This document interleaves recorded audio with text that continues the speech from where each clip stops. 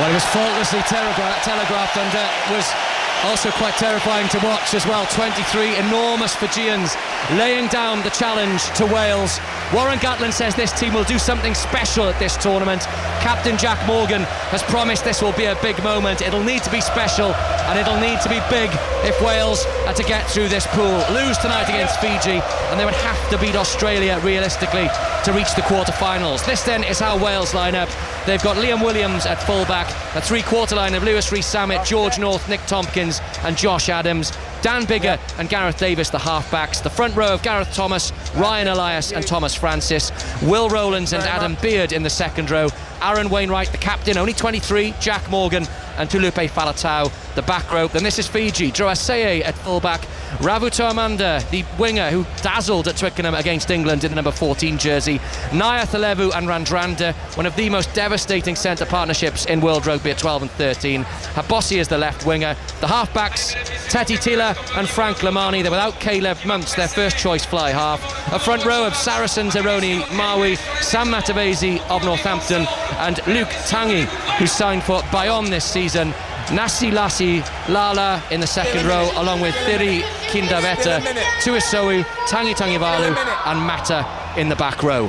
And it's that Mantella who plays for the Drua, their first choice fly half, who is about to get Fiji underway. Right to left they play in a crucial, potentially World Cup defining match for both sides. As the countdown begins, the crowds getting on their feet, getting behind their teams. Final thoughts, Rhys Patchell. What do Wales need to do to beat Fiji tonight, having beaten them every time since they played since that defeat in 2007? I think a very disciplined, structured performance is probably what gives Wales the best opportunity to perform tonight. Not feed a cheap counter-attack opportunity or throw a loose offload. Let's see then if Wales can avoid getting drawn. Oh, there was a false countdown there. The referee was a bit previous. The TV match director, never actually seen this happen before, has asked the referee, Matt Carley, not to allow kick-off to take place, despite the countdown in the stadium and on the big screen having reached zero. You can hear the reaction of the crowd to that one. Matt Carley's all smiles, so is Teti Tila. So a false start to Wales against Fiji, but Taylor now about to get things underway. There's the whistle from Matt Carley, and Taylor at the second time of asking, high into the night sky, gets this game. Listen to the roar underway. Tens of thousands of Welsh supporters in Bordeaux, as they were for Euro 2016 in this stadium 7 years ago. If the rugby players can match the footballers, hey, if they can get to a semi-final, then those tens of thousands of supporters will be very happy indeed. It's a gather and a really good strong drive from Wales over on the far side.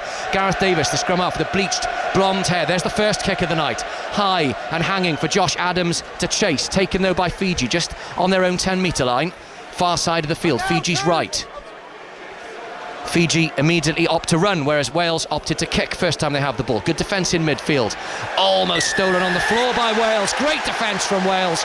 It was Will Rowlands over the ball. Early penalty forced, and it's kickable within the first minute. Yeah, and that's exactly what Warren Gatland would have been talking about in terms of a good, clean exit and pressurising the Fijian breakdown.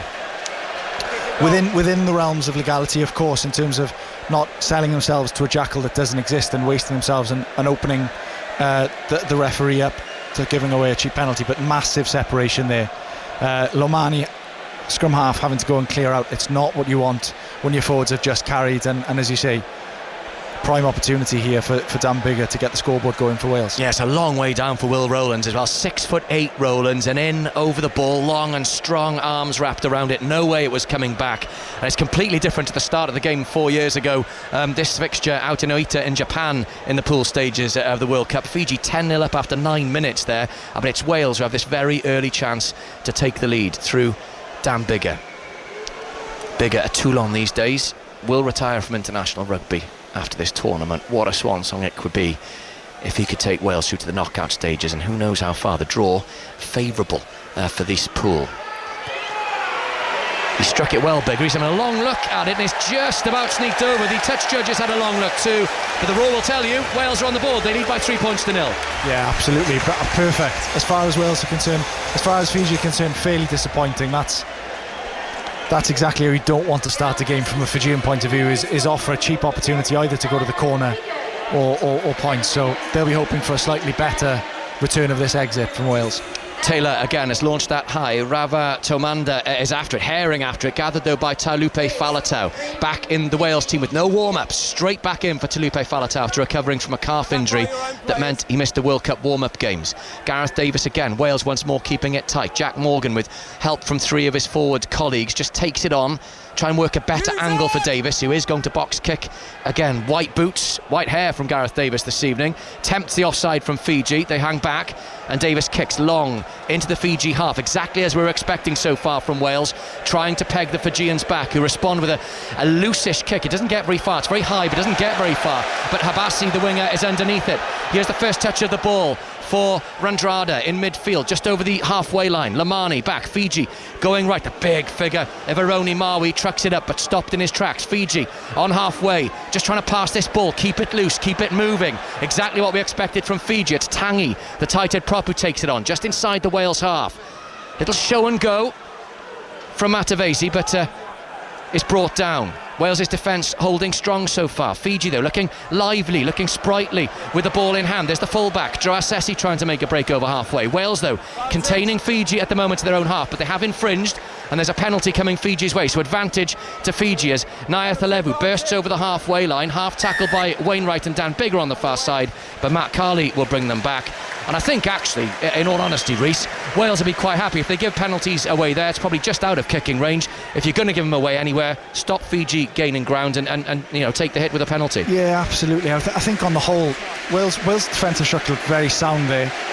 Fiji going to the corner here. It'd be interesting to see how much ground Taylor can make for them. But yeah, Wales will be very happy with their defensive structure. Oh, here's an opportunity now.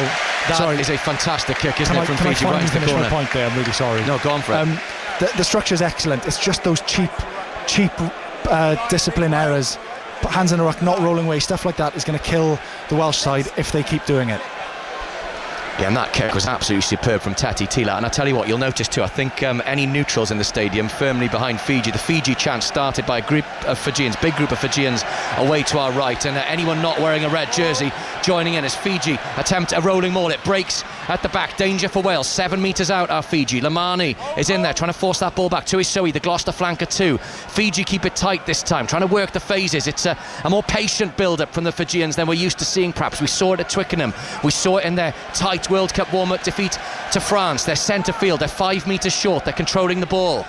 Wales just managing to hold them out. Jack Morgan with the tackle this time.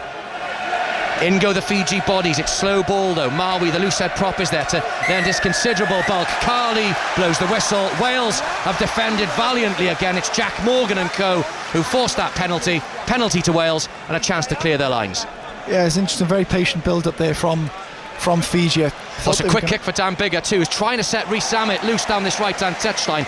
Just beat Reece Samet with Habosi, the left winger, tracking back, but it's an excellent kick from Bigger and it'll be a line out to Wales. Sorry Reece, just inside Fiji's half. No, I was just saying how good Fiji's forwards were looking very powerful, looking very organised, but that's a real trademark. Neil Jenkins likes to see his kickers grabbing the ball quickly, knowing that if they can fly the opposition back 3 or they're slightly out of position, the likelihood is the ball will just roll into touch anyway. Yeah, and Reece Samet's so quick on this Welsh right wing too that it's worth a literal punt to see if they can get him going. Big break from George North in midfield, up to the Fiji 22, needs support, has Gareth Davies inside. Davies hauled down, 7 metres short. Excellent play from Wales. Front foot stuff from George North. Rowlands at scrum half. Wales have numbers on the left. Tompkins though cuts back inside, just hauled down by Fiji, 5 metres short. Impressive start from Wales. Bigger once more, long pass out to Josh Adams over on the far side. What a start for Wales.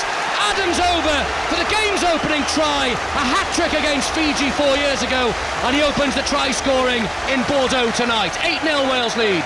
Yeah, it seemed like sloppy defence there from Fiji off the first phase. Everybody organised, everybody knows what's happening. George North coming on a short line, big powerful man. One in from the centre, one in from the wing in the centre tonight. Yeah, very good. A slight gap, a slight dog leg between Radrada and Naithalevu. 12 and 13 for the Fijians, and I felt like Wales might have butchered the opportunity. Clean line break and didn't quite find the supporting runner at the right time.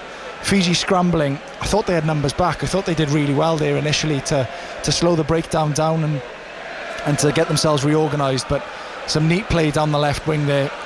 Dan Bigger to Liam Williams throwing a nice cut out pass, and Josh Adams Well, there's the first of his. When did he score last time? Nine tries? 7 it was. Seven, yeah. Apologies. 3 against Fiji. I mean, it's a fantastic start for Wales. The absolute mirror image of what happened last time in the World Cup out in Japan. It was Fiji who raced into a lead, but Wales have been making the breaks, actually. That was absolutely superb play. George North using all of his 17.5 stone, 6'4" frame to burst through the gap. Gareth Davis, real pace at scrum half on hand to support, and then Josh Adams over in the corner. Had a bit of work to do, actually, and got round Ravu Taumanda.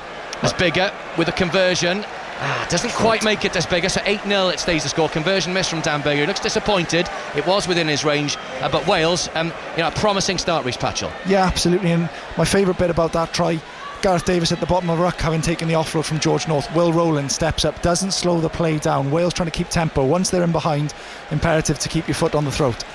I wonder if that's the fitness, because Warren Gatland gave them again an absolute beasting in the pre-World Cup training camps in Switzerland and in Turkey. They went to some dark places, according to some of the squad, and perhaps they're reaping the rewards of that. Will Rowlands has been to the fore, winning the penalty, helping to set up that try too for Wales tonight. 8-0 they lead. Another kick from Gareth Davis, long downfield, content at the moment to give the ball to Fiji and to see what they can do with ball in hand, and that's the danger. There may be a break. Droasesi almost up to halfway. Fiji with numbers on this left hand side. Big bump on Nick Tompkins, who does well to just cling on to the Fijian player's ankles. Habosi though makes half a break, can't get Nayatalevu away down this left hand touchline, but that was close from Fiji. Wales need to be on their guard. Maui takes it up to the Wales 10 metre line, centre field Fiji. Luke Tangi, the giant tight head prop, with Aaron Wainwright and Talupe Falata hanging off his ankles. Another big smash in midfield from Fiji. Nasi Lasia helping out there too as Nayatalavu now. Pretty relentless stuff from Fiji with ball in hand, pummelling away at this Wales line. Another good tackle from Wales. There's a knock on though by Fiji. The Welsh defence has been strong so far, and it's needed to be under pressure, so advantage to Wales. They've got the scrum coming if they need it. Gareth Thomas, the prop, taking the ball, standing still off Nick Tompkins, but still with Wales. Wainwright with a head bump to North, who's burst, set up that try. North tries again, overrun slightly by Liam Williams, so North has to go to ground, and that's the danger. North holds on, Williams overran it. North could not get that ball away. He was wrapped up, and it's a penalty to Fiji. Yeah, absolutely. That, you said it there, that is the danger. If you try and run a loose one back, or when it's not quite on, the opportunity to run was definitely on 2 or 3 phases beforehand, but the ball got slowed down. Interestingly, Fiji look at their best, as we anticipated they would, when they move the ball. When the ball is live and the ball is in the air and they're running offload lines, they look unbelievably dangerous and unbelievably powerful. They still look powerful when they're carrying one out, but it looks a lot easier for Wales to defend them. So I think therein lies the secret for Fiji. If they can keep the ball and therefore keep the game moving, that's where they stand their best opportunity and their best chance of making inroads. And that's really frustrating for Wales, isn't it? Because they had the knock-on advantage coming. It was a really good tackle actually from Ryan Elias, and then to hand the ball back to Fiji in a penalty to boot, in a tight game, what might be a tight game, that could be costly. Yeah, that's the real frustration, as you say. Wales doing very, very well. Their defensive structure sound, not giving away a cheap penalty or not giving away a penalty this time round as they did the first defensive set they had. Well, there's a lot of pressure on Teti Tila, who's taking over from the injured Caleb Muntz with Fiji's first attempt at goal. He's pushed that really wide, and that could prove costly. Not an out-and-out goal kicker, and Fiji have missed their first, and it is a kickable opportunity for points on the board. They're taking the line out quickly though after Wales clear. Rhys Patchell's hit the nail on the head. Fiji want to keep this ball moving.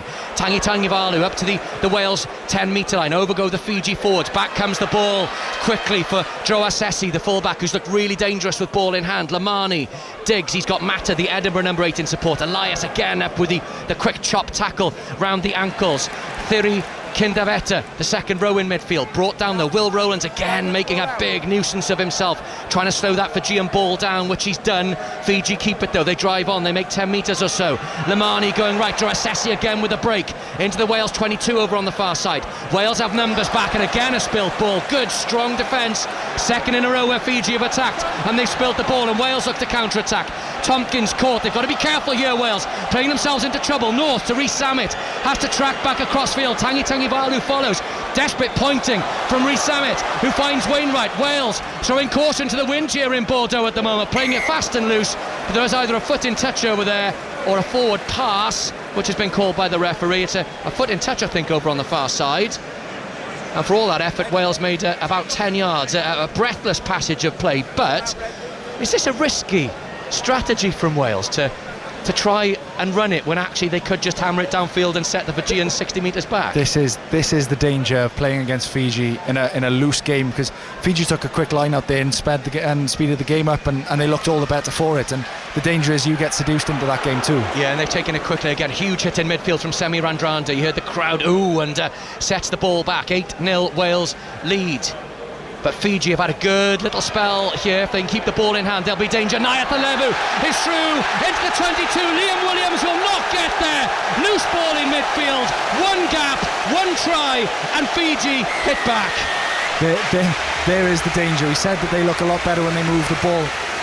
Two phases one way, a 21 pattern we call it, where you play open 2 phases and then you come back and you hit back down the short side, or a slightly bigger short side that you've opened up. And well, there is the power of the Fijian athletes right there. Nothing on, a bouncing ball, everybody stops for half a second. The Fijian the fastest to react, Nayatalevu, and well, unstoppable, frankly. Yeah, it was almost as if the sort of the spilt pass in midfield, one of the props got a hand to it, and the bounce, I think, just sort of checked the Welsh defence and enabled Nayatalevu to come onto the ball at absolutely full throttle. He evaded Jack Morgan, he evaded Nick Tompkins, and he's over. The frustration for Wales here is if they had kicked downfield, Fiji wouldn't have been in that position to start off with. They've got to be careful here, Wales, and not get drawn into what you said they need to avoid, which is a running game. Yeah, absolutely. I think on the whole, Frank Lomani's taken over the kicking duties here. Yeah, Lomani's kicks. The scrum half's gone to kicking duties after Taylor was not on target with his effort. So Lomani's a relatively straightforward kick, actually, for the former Northampton scrum half. Socks around his ankles in this energy-sapping heat. Up he steps. Gareth Davis, his opposite number, tries to charge it down, but it's through, and Fiji narrow that gap to 1 point. It's Wales 8, Fiji 7. Yeah, and the first quarter of an hour for me has shown the blueprint for both sides. Fiji want to keep this ball moving, want to keep the game moving, keep the tempo high in it. Don't get dragged into a one-out runners arm wrestle. That's exactly what Wales want. They look very, very good when there's structure to the game, when they're playing and they're dictating the tempo of the game. Now the Fiji fans in the stadium are loving this. They've hit right back. And what can Wales do here? They just need to reset themselves and remember what they did it seems a long time ago now, but in the opening 5 minutes or so, when they kicked, when they pegged Fiji back, when they took their chances, and when they didn't try and run it out of defence. It's a long restart then from Wales. Fiji try and drive it, and they do so successfully out of their 22. Lamani is in there at the base of that ruck, and Fiji actually looks as if they're about to, given the shape of Lamani, that he's about to kick this one. He is a kick from Fiji, not the longest, but it hangs high, so gives the chasers plenty to aim for. Excellent take by Liam Williams, who's knocked it on there, just spilled it as he hit the floor. Liam Williams, the fullback, he was really, really high up in the air, couldn't quite gather. Reece Patchell said earlier it'll be a greasy ball. It's very, very humid here in Bordeaux this evening, and Fiji will have a scrum over on the far side. First scrum, I think, actually, and a big test to see if Wales have improved and how improved Fiji are at scrum time too. Yeah, absolutely. Fiji's scrum against England, most definitely a strong part of their game. 90% success rate at the scrums, be that winning penalties or being able to get the ball out on their own put-ins. So definitely an area of growth and improvement that Fiji have seen in their game over the past 12 months, and something that at times has looked very solid with Wales in the summer games, at others somewhat troublesome, shall we say. Yeah, and plenty of experience in that Fiji front row too. Aroni Mawi, Premiership winner with Saracens, Sam Matavesi, Northampton, Luke Tanguy, who signed for Bayonne from Provence, Thomas Francis, the Wales tight is off to Provence from the Ospreys, Gareth Thomas and Ryan Elias in that Wales front row. Elias back after injuring his hamstring in the first World Cup warm-up match against England. Fiji solid scrum, then they spread the ball. There's another gap for Nayatalevu, and Radradra is through, past Tompkins, past Jack Morgan, danger for Wales. Radradra still going into the 22, out to Tangibalu, who is over. 2 tries for Fiji, they've hit back, they've taken the lead, and Wales are in trouble in Bordeaux. It is very uncommon to see a first phase try from a scrum inside your own half, but that again is the blueprint that Fiji want to be playing. They want to get the ball in their best athlete's hands. In this case, Nayatalevu, I think, makes the break off a pretty basic miss pass. Wales actually track the runners really well, but Fiji still get the ball away, and then Semi Radradra line break, doesn't panic, ball in 2 hands, looking either side of him to find out who he wants to give the ball to, and then I believe it's Tangibalu, it wasn't. So running a very good support line on the inside there, and I mean, he wasn't looking too slow either, was he? You can see why Levani Bottia might be on the bench when you've got somebody that fast and that powerful starting the game. Yeah, absolutely. That's the warning. Fiji, arguably, the two even better players than the players who've shone so far, the flankers and the centres to come on in Levani Bottia and Joshua Tuisova. But this has worrying echoes of Japan 4 years ago now for Wales. Despite their excellent start, Fiji 2 tries in the first 16 minutes or so here in Bordeaux, and a chance for Frank Lamani to extend their lead. It's a relatively simple conversion again, which he kicks. 2 more points on the board for Fiji. They're up to 14, Wales 8, Fiji 14. Yeah, and they're a real momentum team traditionally, the Fijians. You know, once one offload or one line break sticks, the next one follows, and it's a bit of a cascading effect, really. So, you know, important that Wales are able to grab hold of this next 2 or 3 minutes, this next phase of play, and get a positive outcome out of it. Yeah, and really dangerous for Wales too. Ominous that Randrada and Naya Thalebu instrumental in both the tries, 2 of the danger men, and when they've broken, Wales have not been able to handle them. Another break from Fiji, we're running it from everywhere. Mata this time from the edge of his 22 on the restart. The kick from Lamani for Ravu Matanda to chase. It's gathered by Wales over on the far side. Liam Williams, Dan Bigger with a raking kick downfield into the Fiji 22, chases up his own kick. Plenty of time though for Fiji to clear, and it's easily into the breadbasket of Lewis Rees-Zammit. Haven't seen the Welsh flyer with ball in hand yet, but here he goes. Rees-Zammit, half a gap, steps around Habosi, back in midfield on the 10-metre line for Fiji, but Wales beaten at the contact area. Rees-Zammit isolated. Fiji win the penalty, and Fiji have really brought themselves back into this game. Yeah, absolutely. We've been quite critical of Wales' decisions to run the ball from deep previously, where they've conceded penalties. Actually, I think that was the right decision there from Lewis Rees-Zammit. He's able to get the ball comfortably back over the halfway line by running it back. The ball went straight down his throat, and he's able to beat 2 players and run towards his forwards, just a little bit slow there to react. And Fiji are growing into this game after what was a fairly difficult start for them. Most definitely the past 7 minutes has been all them. Yeah, and actually Wales are making errors, and that's letting Fiji in, which is worrying in itself. But watch the line. I'm just going to ask who needs to take charge here for Wales to calm things down, Reece, because Jack Moore, very young skipper at 23 years old, as Fiji win that line out. Back ball too, so plenty to work with. In midfield is Tuisova, the Gloucester flanker. Huge man, as so many of these Fijian forwards. There's another one, Mata, the Edinburgh number 8. Lamani digs it. Quick ball again for the scrum half. Knock on though from Habosi, let off for Wales. Jack Morgan will gather in Wales. I thought for 1 minute they are going to run it out again. Liam Williams with ball in hand. Wales playing with fire here. Biggest kick charge down, but Fiji, I think he knew that the advantage was coming. Bigger apologises. Liam Williams apologises. Jack Morgan apologises. And it is a scrum to Wales. Jack Morgan, 23 years old, 11 caps as captain. Somebody just needs to get hold of Wales and say, look, calm down, we're losing our heads a bit here. Yeah, and I think, I don't think it all falls on Jack Morgan. I don't think it all falls on Dan Bigger. I think there's enough experience and enough know-how and enough nous and in this Welsh side, and they're just getting into a huddle here. I'm sure that's exactly the message that the more senior, the more experienced players in and amongst the side will be saying is, let's not get seduced by the fact that Fiji are throwing the ball around. I know it's been lovely and our suntans, and we've had the factor 50 on, fantastic, but ultimately what's worked for us really well in this game as a Welsh team is we put the ball in the air, we've chased really well, jackled and competed really hard on the floor, and actually it's forced mistakes from Fiji.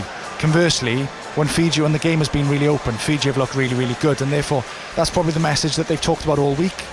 It's the message that they were on the script, if you like, in the first 10 minutes, and probably in the last 10 minutes Wales have deviated from that script, which has allowed Fiji to come back in the game, who've been excellent, by the way. That's not to say that Wales have fed them. Fiji have created their own moments of magic and been unbelievably good to take them. Yeah, it's the drinks break, by the way, the regulatory drinks break during this period of hot weather. So it's the water bottles, it's the ice packs too for Wales's players on the back of the neck, just to try and cool them down. And never mind the heat, Wales will need this break because of the heat Fiji have put on them. Actually, when Dan Bigger called that huddle together, he raised both palms and said calm down, and kind of did the downward gesture. So I think he just thinks that Wales perhaps need to just put their foot on the ball, so to speak, a little bit and try and calm things down. Don't forget as well, there's live commentary of the US Open tonight on Sports Extra from 9 o'clock. That's after Wales against Fiji here on 5 Live Sport. Earlier in the rugby, Scotland defeated by South Africa 18 points to 3 in Marseille. Japan 42-12 winners over Chile that one in England's group. Right, they've had the break. Is that enough, do you think, to have calmed things down? I genuinely think that water break could not have come at a better time as far as a Welsh supporter was concerned. The game was completely flowing in Fiji's favour, whereas that has been able to take the sting. Fiji clearly will be on a high, and they feel that they're riding the crest of the wave of momentum in this game. But that 2 minutes there, an opportunity for everybody to take a breath, everybody to calm down, discuss what's going to happen in the next phase of play, or the next 2 or 3 minutes, what they want the game to look like, and regather themselves. So Wales will be quite happy with that. Just to give you an idea, 20 minutes gone, Fiji have already carried the ball over the gain line 40 times in the game. 15 for Wales, 40 times, Reece, which is extraordinary. They've run it from everywhere. As the scrum goes down, God, what a mess. I know they're trying to clear that up. Matt Carley clearly, I don't think, has any real idea what went on there. So they're going to reset and Wales will get the put in again. But it's a dangerous area. They do need to win this ball, Wales. Oh, look at that pitch. Yeah, the pitch is cut up like as if someone has when you tear a carpet from the corner of a room, and there's a section of pitch there that's completely come away, and Matt Carley moving the players sort of 10 metres infield, which if Fiji were to win the ball is a much better position for them actually, but away from that bit where the pitch has almost sort of just peeled completely away from the earth. So again, players taking a long time to go down here in the heat after the drinks break. It'll be Gareth Davies to feed. Wales 10 metres outside their 22, need to get back into this game, need to reassert themselves, need to impose themselves. Fiji have shocked them. What a game it is, with 2 breathtakingly brilliant tries. Bigger then, Wales have gone left, north in midfield. Wales look to run it out. Liam Williams into the line. Josh Adams, the Wales try scorer, jinks and weaves and up over halfway. Support from Nick Tompkins. Quick ball for Wales. Bigger thought about the kick. Loose pass in midfield. Adam Beard can't gather. Fiji almost intercepted. The whistle though, because Fiji were offside. But again, Wales looking to move it. Again, living very, very dangerously. But they've got away with that one. Yeah, and I talked a lot pre-game about the fact that it's going to be a wet weather game, and this is precisely what happened. Dan Biggar just unable to control the ball through no fault of his own. It's just a really sweaty, greasy ball, and slides out of his hand just as he's throwing a pass off the left hand. Slightly long pass, which means he's got to really wind it up and give it some. And inevitably, those types of passes are the ones that sort of die on you if you don't quite catch the ball properly. I was surprised to see Wales give it a go and try and run it out of their own half there, considering the difficulty that they've had when that has been the tactic. I thought it was a real brave decision, but I wonder if it was something that they saw how slowly the Fijian defence and definitely the front row and front 5 get back in the defensive line off a line break, off a scrum. Those are the types of things that attack coaches look for, is the energy of the opposition front row off a scrum if you make a line break. And do they want to go chasing that on the second phase? Well, they just about got away with it, Wales. They've got this penalty, and it's a relatively easy one for Dan Biggar, but an important one nonetheless to drag Wales just a little bit closer back. It's a great kick, sort of inch perfect. They kind of just fell over the bar in the end. Wales up to 11.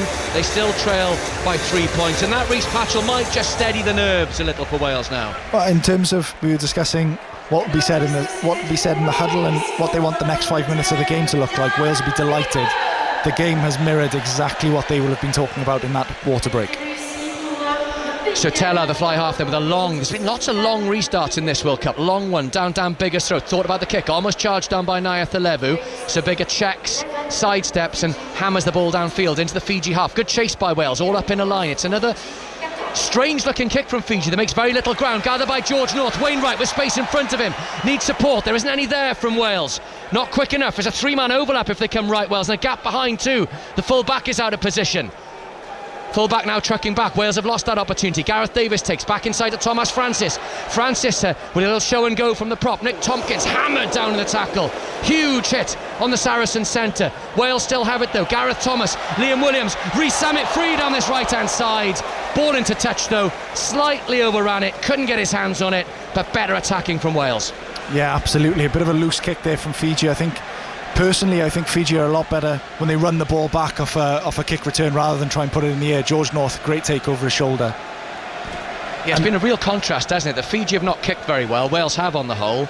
Wales haven't run it out very well compared to Fiji. Yeah, it's a really strange game. Both sides sort of lapsing into what you wouldn't expect them to do at times. Yeah, the things probably that is not their strength in the nicest way possible. Without trying to be too disrespectful to either team. Makes it a great watch though. 11 points to 14. Wales 11, Fiji 14. If you've just joined us, Josh Adams with an early try after 8 minutes. In fact, Wales had a penalty in the first minute from Dan Biggar, but then Naya Thalevu and Tangi Valu hitting back in some style for Fiji with 2 tries, and not quite sure what's going on here, but the referee Matt Carley has called it a penalty to Wales. And no arms tackle. No arms tackle, there we go. No arms tackle in that move. I think it was Liam Williams, wasn't it? It was completely upended and sent sprawling. And Wales, a signal of intent here. It is kickable from Dan Biggar. They're not going for the points. They're going for touch. And Biggar, if we can just look over the TV cameraman in front of us, Biggar has taken Wales to 5 metres from that Fiji try line. It's their best attacking opportunity since the try, with 15 minutes to go until half-time. Really important period of the game. It'll be a great moment for Wales to score. Elias with a throw to Beard, middle, Wales take, catch and drive. There's Elias lending his considerable 18.5 stone to the back of that maul. Not going that far forward from Wales. Gareth Davis arrives, it's crabbing left across field towards the try line. Now they'll go Wales. Ryan Elias is up, almost over, held a metre short. Wales that close. The ball comes back, Jack Morgan can't gather, neither can Faletau. They lose just a couple of inches to Wales. Drive up towards the post though once more. Matt Carley keeping a keen eye on this as Fiji fan out across their try line. Desperate close quarters defence from the Fijians.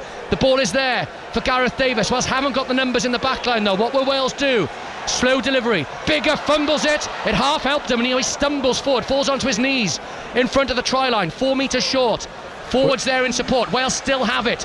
That's the crucial thing for Wales.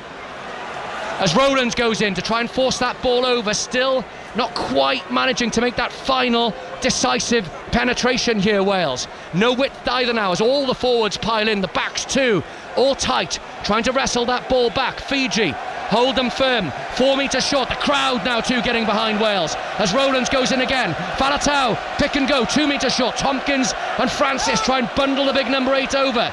Nothing doing though as Fiji hold firm. Breathless passage of play from Wales. They just don't at the moment. They've got a penalty advantage coming. They just don't have the numbers to move that ball wide. They're all in that ruck. Penalty to Wales. Matt Carley telling the Fijians that they are offside, not retreating back over their try line to defend. And Wales will have a penalty, and having kicked for touch 5 minutes ago, presumably will kick for touch again. Dan Biggar in deep conversation with Gareth Davis, and I don't think he's going to go for the post yet. Biggar will prod the ball into touch. Vital here, Rhys Patchell, with all this pressure that Wales actually score. Yeah, it's a massive psychological momentum shift to this. If Wales come away with something, then obviously they'll feel that their hard work is rewarded. If Fiji are able to hold Wales out for a second time and get a turnover, a penalty or a scrum, the psychological boost for them is absolutely massive. Yeah, a penalty would have drawn Wales level. They've decided not to kick it though. Gathered again by Beard in the middle of that line. It's a repeat of what we've just seen. The catch, the drive. Ryan Elias now breaks free. Can't quite get through. Gareth Davis, awful ball for Davis to deal with. Hammered backwards by 2 Fijians in the tackle. Wales lose a couple of metres right into the midriff of Gareth Davis. He's going to feel that one. He's just getting gingerly back to his feet now, the Scarlet scrum half. Wales with more work to do then, 10 metres out. Faletau takes the ball standing still. Wainwright in support. Strong Fijian defence once more. As Wales go left now. In midfield, George North off Nick Tompkins on a short ball. North crosses under the posts. He set up the first, scores the second, and Wales are back in the lead. Yeah, and Fiji, you felt like Fiji were completely in control of that. They disrupted the driving lineup that Wales had. They shut Gareth Davis down when he broke off with Ryan Elias, and were shunting Wales backwards quite comfortably. And then I was sat in the stands here thinking the backs have got to get involved somewhere, and just miscommunication, a fairly regular pattern that we see. 9 to 12 with a short runner, which was George North, with Dan Biggar out the back, and Fiji just completely disregarding George North, who is 17.5 stone, I think you said that he was earlier. When somebody that big is running that fast, you have to respect him as a frontline option and worry about the out the back afterwards. And Fiji twice now have completely disregarded him, and George powers over. Great footwork, nobody lays a hand on him. And he's got Wales back in the game. Yeah, he's hard to miss at that size. Wales back in it, and Wales are winning. Let's get a result at the US Open Tennis, shall we, with Russell Fuller. Hi, Russell. Hello, a 4th US Open singles title for Alfie Hewitt in the wheelchair event. He has beaten his good friend and doubles partner Gordon Reid 6-4, 6-3, and that's an 8th Grand Slam singles title overall. Weight 18. Fiji have restarted. They've tipped the ball back to Danger. The tap back, Fiji into the Wales 22. Danger once more for Wales. It was a really, really enterprising restart from Fiji. The winger, Rao Tamanda, was up there to tap the ball back, and the forwards have taken it on. You cannot take your eyes off this game here in Bordeaux.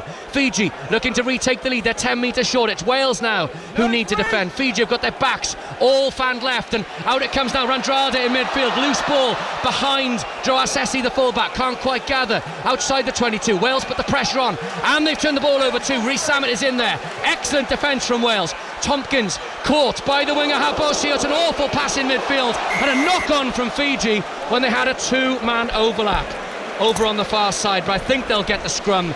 It was a knock on from Wales first, but if they hadn't knocked it on, Fiji were in the clear, and another try was looming over on that far side. And breathe. What a ridiculous phase of play that was. You know, we were sweating sitting still before the game. This is quite a match. I mean, you can't take your eyes off it, and Fiji are one poor pass away from breaking Wales down this left-hand touchline, having won the ball back from the restart and a slap back. Caleb Munn's thrown a lovely long pass to Semi Radradra and just can't quite link up with Droasesi and put the ball out in front of him, which caused the turnover. And then Wales tried to shift the ball again and just felt stick your foot on it and force Fiji to build the game from deep. But yeah, absolutely can't take your eyes off this one. Something is happening all the time. Yeah, do you know, it's great to watch. Absolute magic from Nayat Levu, from Tangi Valu, from Semi Randrada, from Teti Taylor with that kickoff, from Rava Tomanda, the winger, for the tap back. Fiji have just got that something about them. They're just a special group of players who can seemingly conjure something from absolutely nothing. A joy to watch, and they're just trying to get themselves back on parity here, and they've got this scrum outside of Wales at 22. Yeah, and this scrum from just outside the 22 has come from a big tackle. Let's not think that Fiji are here just to throw the ball around and to throw some wonderful offloads and to entertain us. Make no mistake, they are here to hit hard. 39 tackles made, 9 missed by Fiji. Wales have missed more tackles than that, and Mike Forshaw knows the importance of a structured defensive effort in the second half and towards half time now. Yeah, 14 missed tackles. You were telling me it was 32 missed tackles in the game against Fiji at the World Cup 4 years ago, so they're pretty much halfway there, Wales, but Fiji just so adept at punching holes. Oh, they're looking for them again. Randrada absolutely poleaxes Dan Bigger. Danger for Wales. Droasesi cannot get the ball away. Excellent defence from Wales just to wrap him up. Penalty coming. Falatau off his feet, killing the ball. Mata tries to get the ball away to Ravo Matanda over on the far side. Fiji though still danger, the penalty advantage coming. Again, Fiji just one pass away from creating their third try of the evening. Off goes Tangi, the tight head prop. Huge man, has shown up so well in the loose. Wales infringe again. Yeah, Matt Carley will come back. A second penalty there. Can't let that one go. Potentially perhaps a deliberate knock on. The crowd, certainly the neutrals and the Fijian supporters, don't like it. It was Dan Bigger who got a hand in there. Back you go, says Matt Carley. Fiji have the kick, and we're just looking again now. That Semi Randrada kind of looks like he just uses a finger to knock Dan Bigger over. It's a bit more than a finger, in fairness. Wow. Dan Bigger, not a small man, but absolutely set back on his backside by Semi Randrada, who then just couldn't quite get the final pass away to set up the Fiji try. It's absolutely brutal in the contact area out here in Bordeaux.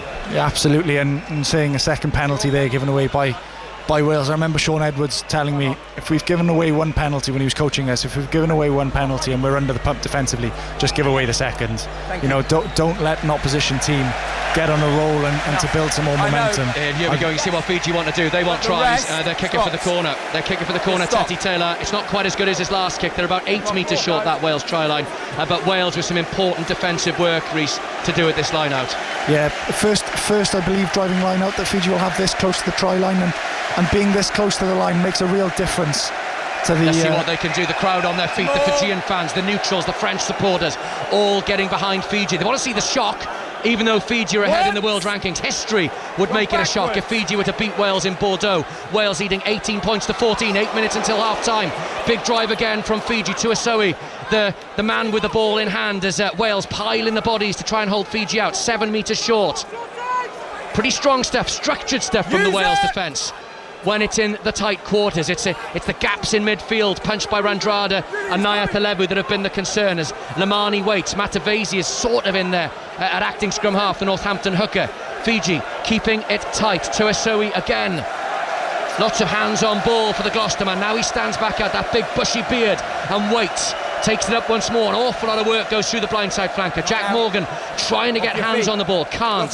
Fiji into their 6th phase. Nasi Lasila, the second row, waits. Is he going to pick and go? It's a bit slow from Fiji. Just gives time for Wales to reset, and they hold them firm as the Fiji chant goes up around the stadium. That seems to spur Fiji on. 3 metres short. Maui, the loose head prop, is there. Lamani, in go the forwards, up to the post, not quite over from Fiji. Wales desperately clinging on, the ball at the back of that ruck. Oh, the dive over the top from Maui, but I think he loses it as he goes over the outstretched frame of Will Rowlands, who yet again has got his 6'8" frame in the way to make a nuisance of himself. Maui dives over. We cannot see whether he grounded the ball, so we will look now, as will referee Matt Carley, at the video, the giant screen in the stadium. The television match official will dictate. That's Brian McNeice from Ireland, and we'll talk you through this. Maui does not look too confident, I have to say, that he scored the try. And as soon as we get the pictures on the screen, as Maui trudges somewhat disconsolately back to halfway, we will talk you through what happens. But that was the structure that Rhys was talking about earlier. A strong, solid, structured game from the Fijians. And here we go, we're watching the replay now. Maui dives over and I think he loses it. Does he knock that on, or does he touch down and knock it on at the same time? Well, it's really tough.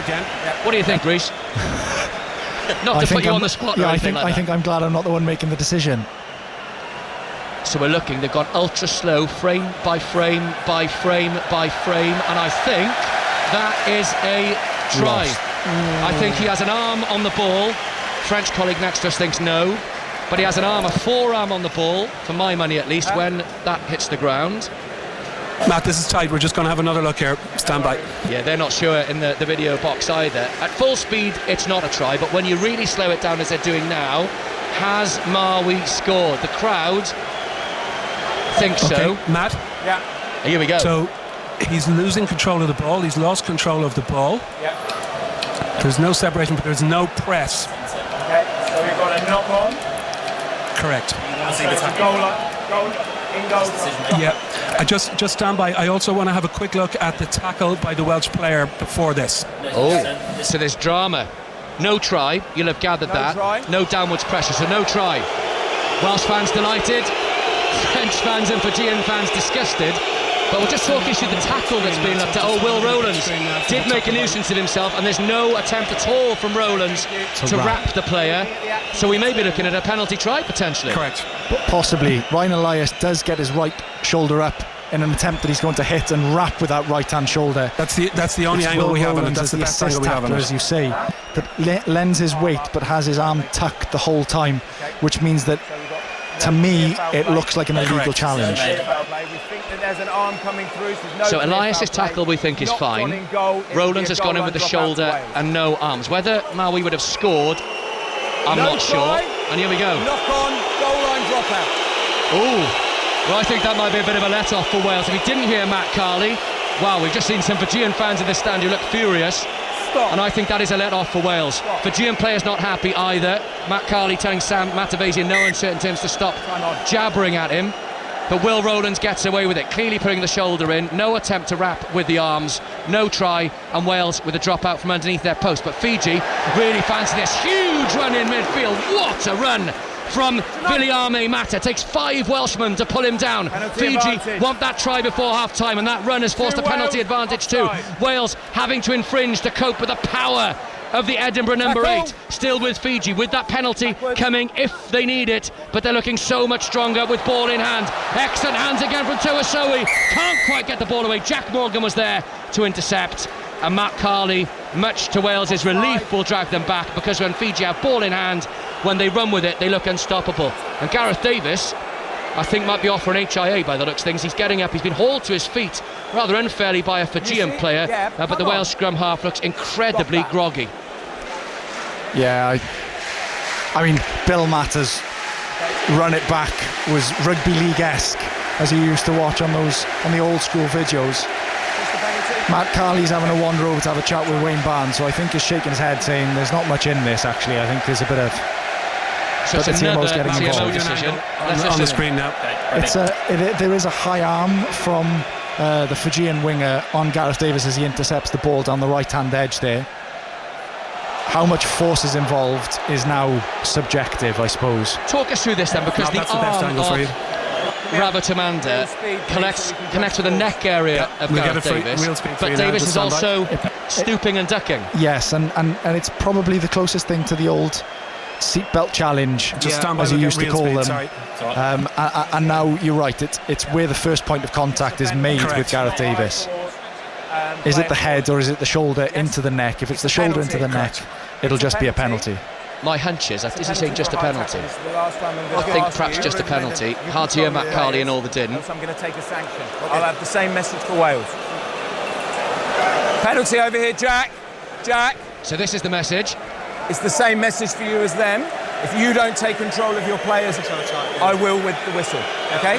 I don't want to see players doing this or shouting. Yeah, okay? so what Matt Carley is saying there, he's making the square gesture. I think he's fed up with the other word we said with Sam Matavesi for chopping back at him repeatedly, and I think Matt Carley, with a lot of players in his ear this evening, saying, come on ref, go to the TMO, have a look, come on ref, how about a card, come on ref, it's a foul. And Matt Carley very clear. I think that was sort of a coded warning that I might card someone if this continues, Reece. Yeah, absolutely. And this was my concern a few years ago. Do you remember they brought in the challenge in rugby? Yeah. Not dissimilar to the tennis where you could challenge the umpire, but then all of a sudden it almost legalised the badgering of the referee, if you will. A lot of players, it was only the captain that could challenge, but a lot of the players took that as an opportunity that they could chirp away and try and get the referee to look at something. I mean, it's so tight. We thought it would be tight. It's absolutely compelling as well. 18-14 Wales lead, 36 minutes gone.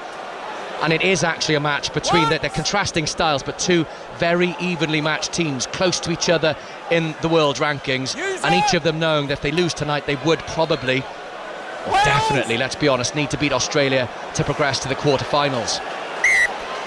Yeah, Wales doing there, they fluffed it up, but doing what we thought they would do, which is keep it tight. They caught, they drove them all. Fiji wrapped them up though, so Wales might have made 10-15 metres there, but couldn't get the ball back. So Fiji have an attacking scrum just inside the Wales half over on the far side. Yeah, and Wales backs all flat, which to me, looking from here, suggests that there was no real backs move planned there. It was a catch, a drive. We're going to stick it in the air and we're going to try and play the game from a Welsh perspective down towards the Fijian 22. Now, Fiji's pack, as we've said, has developed greatly in the last 2 years, specifically in the 12, or more specifically the past 12 months, and there they are, able to. There's the Fijian pack able to get to grips with the Welsh maul. Do you know what? It's just lovely to sit and watch Fiji at last rightfully taking their place. I mean, we should call them tier one now. They're that good. They've got world-class players. They've got two world-class players on the bench tonight. You know, they're giving Wales a really, really big game here. And if Wales do hang on, if Wales do win, they'll have been through it and they will deserve that place if they get there in the quarterfinals, because this is a very, very strong Fijian side. Absolutely, but very early to talk about a Welsh win, because Fiji quite easily, you feel, could run away 2 tries very, very quickly and blow this score out. Yeah, look, Gareth Davis is coming off. He took that blow to the neck a little earlier. It's a head injury assessment for Gareth Davis.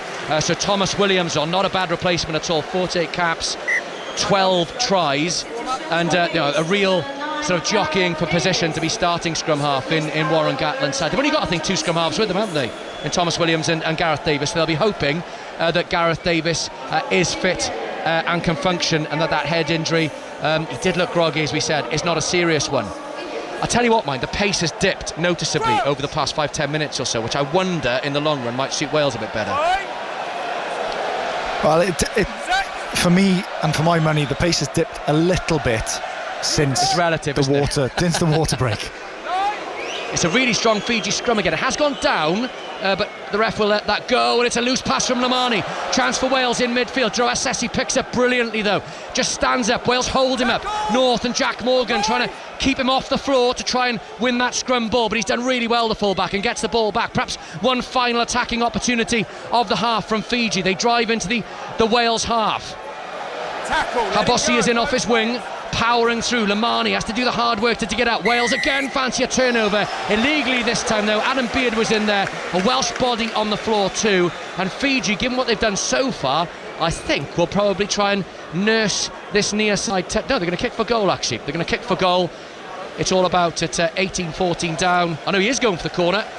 I confused the signal from Frank Lamani. So Fiji, with a minute to go until half-time, have kicked, and they've kicked perhaps not quite as well as they'd have liked. It's only just inside the Wales 22, but danger, Rhys Patchell, for Wales now at the end of this first half. They'd be desperate to go in the lead, Wales. Yeah, absolutely, and I think from a Fijian point of view, this line-out has probably ended up where they wanted it, just inside the Welsh 22. An opportunity to launch doesn't really bring the drive to score into play too much, which likely for me means a quick breakout and they'll get Semi Odrada in the game. Oh, it's another good back of the line ball from Fiji, which gives them plenty of attacking opportunities. They now look to roll that maul. Matavesi burrows his way in at the back, and he's got it, the hooker.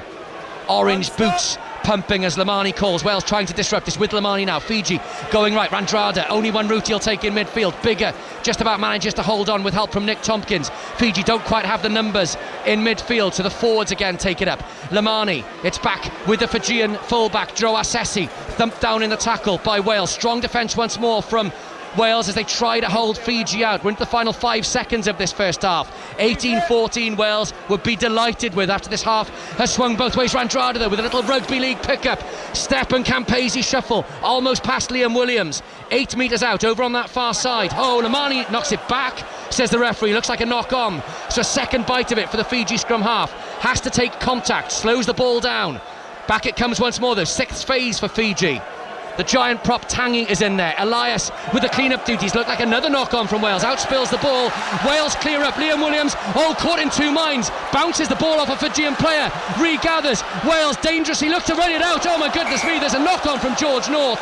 Nick Tompkins and North getting in each other's way. Dan Biggar absolutely screaming in the face of George North to get that, I won't put the expletives in, get that ball off the field. Still having a go at George North is Dan Biggar, and I think Biggar conveys the message that may well be conveyed in the dressing room, Rhys Patchell. If Wales are going to win this, they do not try and run the ball off their own try line against Fiji. Yeah, it seems to me that they have come unstuck, Wales, when they've tried to run the ball from deep in their own half. Biggar is fuming. He's walked off on his own.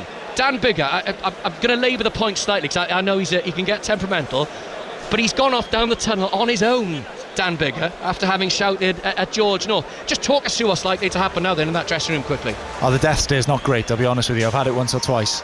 But no, that'll be the point. But equally, there's almost right. Well, that has happened now, and there's a real necessary refocus that has to happen for Wales to be able to kick on. And from Fiji's point of view, they have threatened, and their focus going into half-time will be, right, we've put these boys under loads and loads of pressure. How do we convert that into points when we get, because they are lethal anywhere 10 metres from the Welsh try line. It's ironic, the closer you get to the try line, the more difficult it becomes to score. And Fiji, from anywhere 10 metres back from the Welsh try line, are absolutely frightening. Rhys Patchell, gather your breath. I'll tell you what, Dave, it's fun this. 18-14, Wales lead at half-time. Yes, 18-14, Wales lead. Just before you gather your breath, Rhys, I mean, that was a phenomenal opening 40 minutes or 50-plus minutes. Not much to call between these two sides. It'll be interesting, scoreline aside, to wonder which team will actually be going in the dressing room, sort of, thinking they've won the half, if you get me.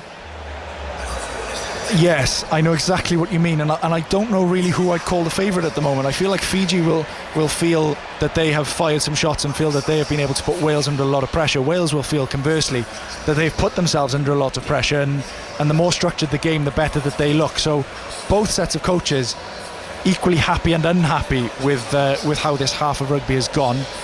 Just on a really boring note, and I hope it doesn't come to fruition, is the ball has been spilt an awful lot in the past sort of 5-10 minutes when the night has got a lot more humid and the air has got a lot more greasy and a lot more damp, which is what I was saying was going to happen, and those offloads may not stick from the Fijians come the tail end of the second half when the ball is like a bar of soap. So I would say that Wales will tighten up and definitely play this game like a territory pressure wet weather game. We will wait and see. Rhys and Gareth, thank you for the time being. We will be back with you very, very shortly for second half commentary. Wales leading Fiji in Pool C, 18-14 currently. Live to New York in the next couple of minutes, but first let's get the latest BBC News with Dan Maudsley. Listen on BBC Sounds. This is BBC Radio 5 Live. More than 2,100 people are now known to have died in Friday's devastating earthquake in Morocco. 2,500 more have been injured, with work continuing to reach people trapped under rubble. The Moroccan government has accepted an offer of 60 UK search and rescue specialists, as well as 4 search dogs and rescue equipment to help with the efforts. An inmate has been stabbed at Wandsworth Prison. A statement from officials said there was an incident today between prisoners and the air ambulance was called as a precaution but not required. Daniel Khalif has been charged with escaping from the same prison on Wednesday. The 21-year-old former soldier is due to appear at Westminster Magistrates' Courts tomorrow. Rishi Sunak has expressed what he called significant concerns about China's interference in British democracy to Beijing's representative at the G20 summit. It follows the arrest of a parliamentary researcher on suspicion of spying for China. And 2 foreign aid volunteers have been killed in a Russian missile attack in eastern Ukraine. Emma Igual and Anthony Inhat died as a vehicle they were in was hit travelling towards Bakhmut yesterday. 2 other people were injured. From TV soap sweetheart to pop superstar. I almost sent the Gold Hot Pants out to do their own interviews. And everything in between. Going from pop princess to indie babe, she's not frightened to change it up. We're taking an in-depth look at the legendary eras of the Australian Queen of Pop, including an exclusive interview with the icon herself. I'm so grateful to take this opportunity to look back a bit. Eras Kylie Minogue. Listen on BBC Sounds. Rugby World Cup 2023 on 5 Live, Radio 5 Sports Extra and the BBC Sport website. So much sport across BBC Sounds tonight, starting shortly on 5 Sports Extra, the men's US Open final. It's a rerun, of course, of the Djokovic-Medvedev 2021 final. Will it be revenge or repeat for Novak, as history beckons for him in the men's US Open final? Novak, when he loses, he's never the same after. It's a huge first serve, and Djokovic nets with the backhand. And Medvedev collapses. 6-4. He's a Grand Slam champion, and he has denied Novak Djokovic his shot at history in New York. Probably sounds cocky or arrogant, but I know that I deserve this, and I always believe in myself, in my own capabilities. Djokovic on his back on the Philippe Chatrier court as a 23-time Grand Slam singles champion. And there is simply no sign that his extraordinary powers are on the wane. I don't want to even consider leaving tennis or thinking about an end if I'm still at the top of the game. Oh, wow. Djokovic, he raises the fist and stares. He is always better than previous time he plays, so I have to be the best ever version of myself if I want to try to beat him.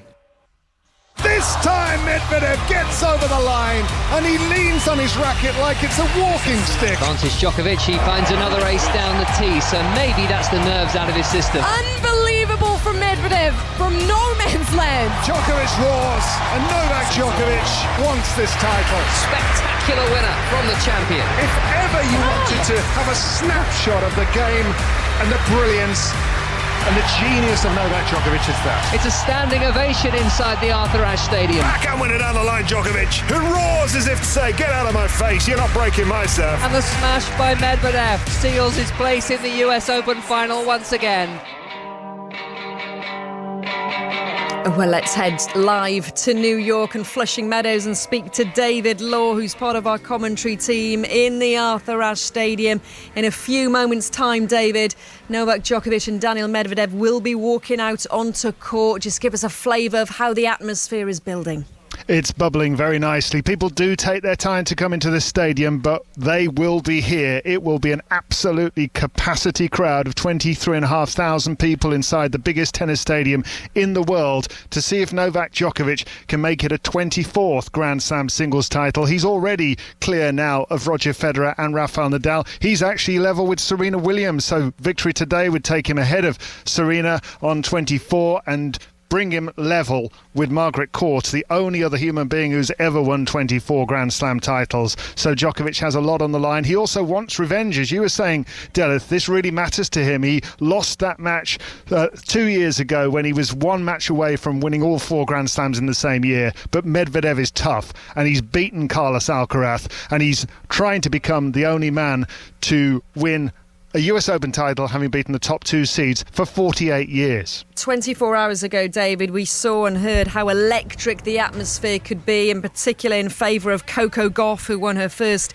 maiden Grand Slam title against Aryna Sabalenka. How key do you think those supporters will be tonight? Yeah, I think absolutely they'll play a part in this match. And actually, watching back the match from 2 years ago last night, that was the moment that Djokovic felt like he really won over a tennis crowd that wasn't his own in Serbia. He was suddenly the favourite because he was suffering. He was 2 sets to down. He was really tired coming into that final, and he will have his support. He was in tears at the end of that match, just with the emotion of finally winning over a crowd like that, but he lost the match. Tonight, I think that they will be divided. There'll be a lot of people that want the underdog Medvedev to win. There'll be a lot of people that want the great Novak Djokovic to win, and he'll have his own support too. I think we're in for a cracker. Let's hope so, David. Enjoy it. David Law, part of our commentary team, alongside Russell Fuller and Jeff Tarango. There is coverage. Coverage has indeed started on 5 Sports Extra and on BBC Sounds, and we will be joining the tennis live on 5 Live at the completion of the Wales-Fiji game. We'll be back in Stade de Bordeaux shortly for second half commentary. Wales leading Fiji 18-14 at half time. Now, England have won the second ODI against New Zealand by 79 runs to tie the 4-match series at 1-1. England's Liam Livingstone won player of the match, scoring 95 runs. After the match, he spoke about the team's batting depth. I think we've got a lot of confidence in our ability, that we've got a lot of lads that can bat all the way down.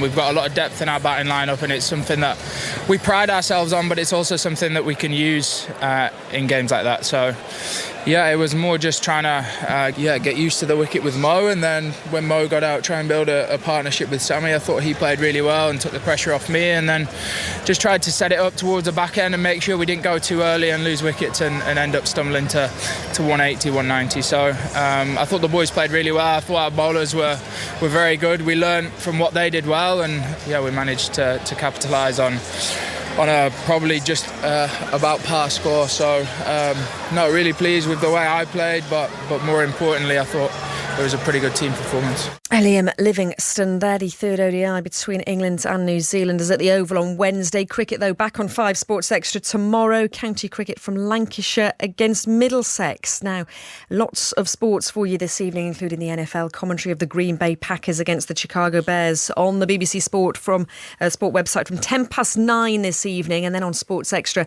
from 10 o'clock. Delighted to say presenter Greg Brady joins us now. Greg, it's exciting, isn't it? The start of a new NFL season. We've had a few matches already today, and obviously the one on Thursday. Can you just tell us a little bit about this game this evening? Because it's a huge rivalry, isn't it?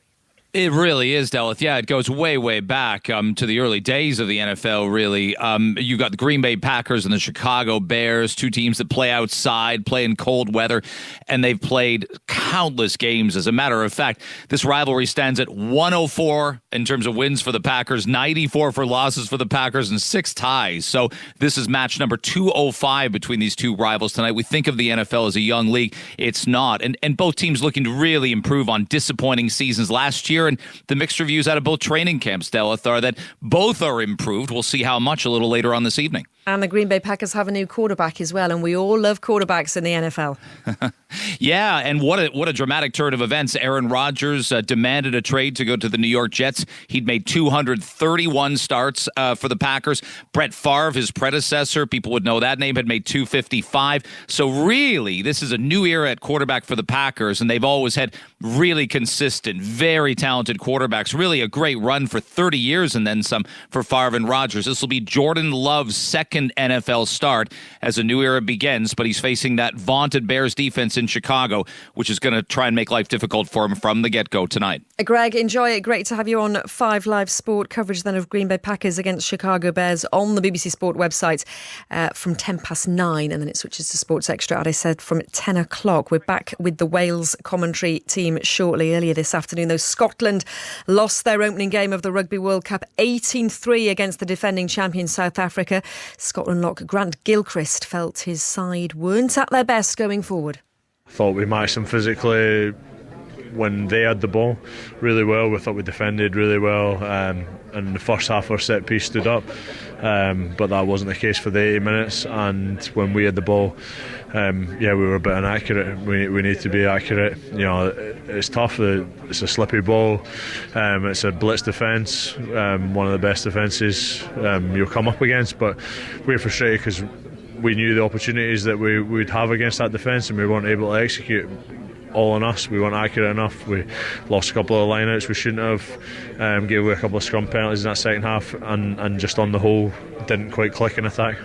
Scotland lock Grant Gilchrist there. So Scotland losing earlier. Can Wales beat Fiji a little bit later? Back in the stadium shortly. Just some breaking news though. Luis Rubiales has resigned as president of the Spanish Football Federation after kissing Jenny Hermoso at the Women's World Cup final. We'll have more to come on this a little bit later. Spain, of course, winning the Women's World Cup for the first time in their history, but there's been so much saga since. Luis Rubiales, though, has resigned as president of the Spanish Football Federation. That's news coming into us at 5 Live following the kissing scandal at the Women's World Cup final. Gareth Lewis and Rhys Patchell, our commentary team in Stade de Bordeaux.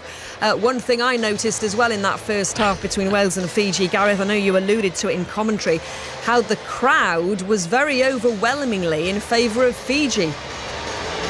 Oh, massively so, Derek. There are a fair few Fijians in here, actually, and, without a shadow of a doubt, any French neutrals that have come to this stadium over the course of the weekend, be that for Romania or be that for Fiji this evening, have supported Romania and Fiji. Perhaps not that surprising. There's the romance, if you like, of a non-tier, it seems daft to call them a non-tier 1 team now, but a non-tier 1 team toppling one of the big boys, which Fiji are more than capable of doing. Shall I take you through the second half? Thanks, they're about to get underway. Dan Biggar's got the ball on the halfway line. Rhys Patchell, Wales fly half, alongside me here in Bordeaux, as the referee Matt Carley just waiting for final confirmation that the match can go ahead. 18-14 Wales lead, and it was a highly entertaining, edge of your seat first half, where at times Wales seemed to be following a game plan called How Not to Beat Fiji, trying to run the ball from underneath their own posts, running it out to the 22 and playing themselves into all sorts of trouble.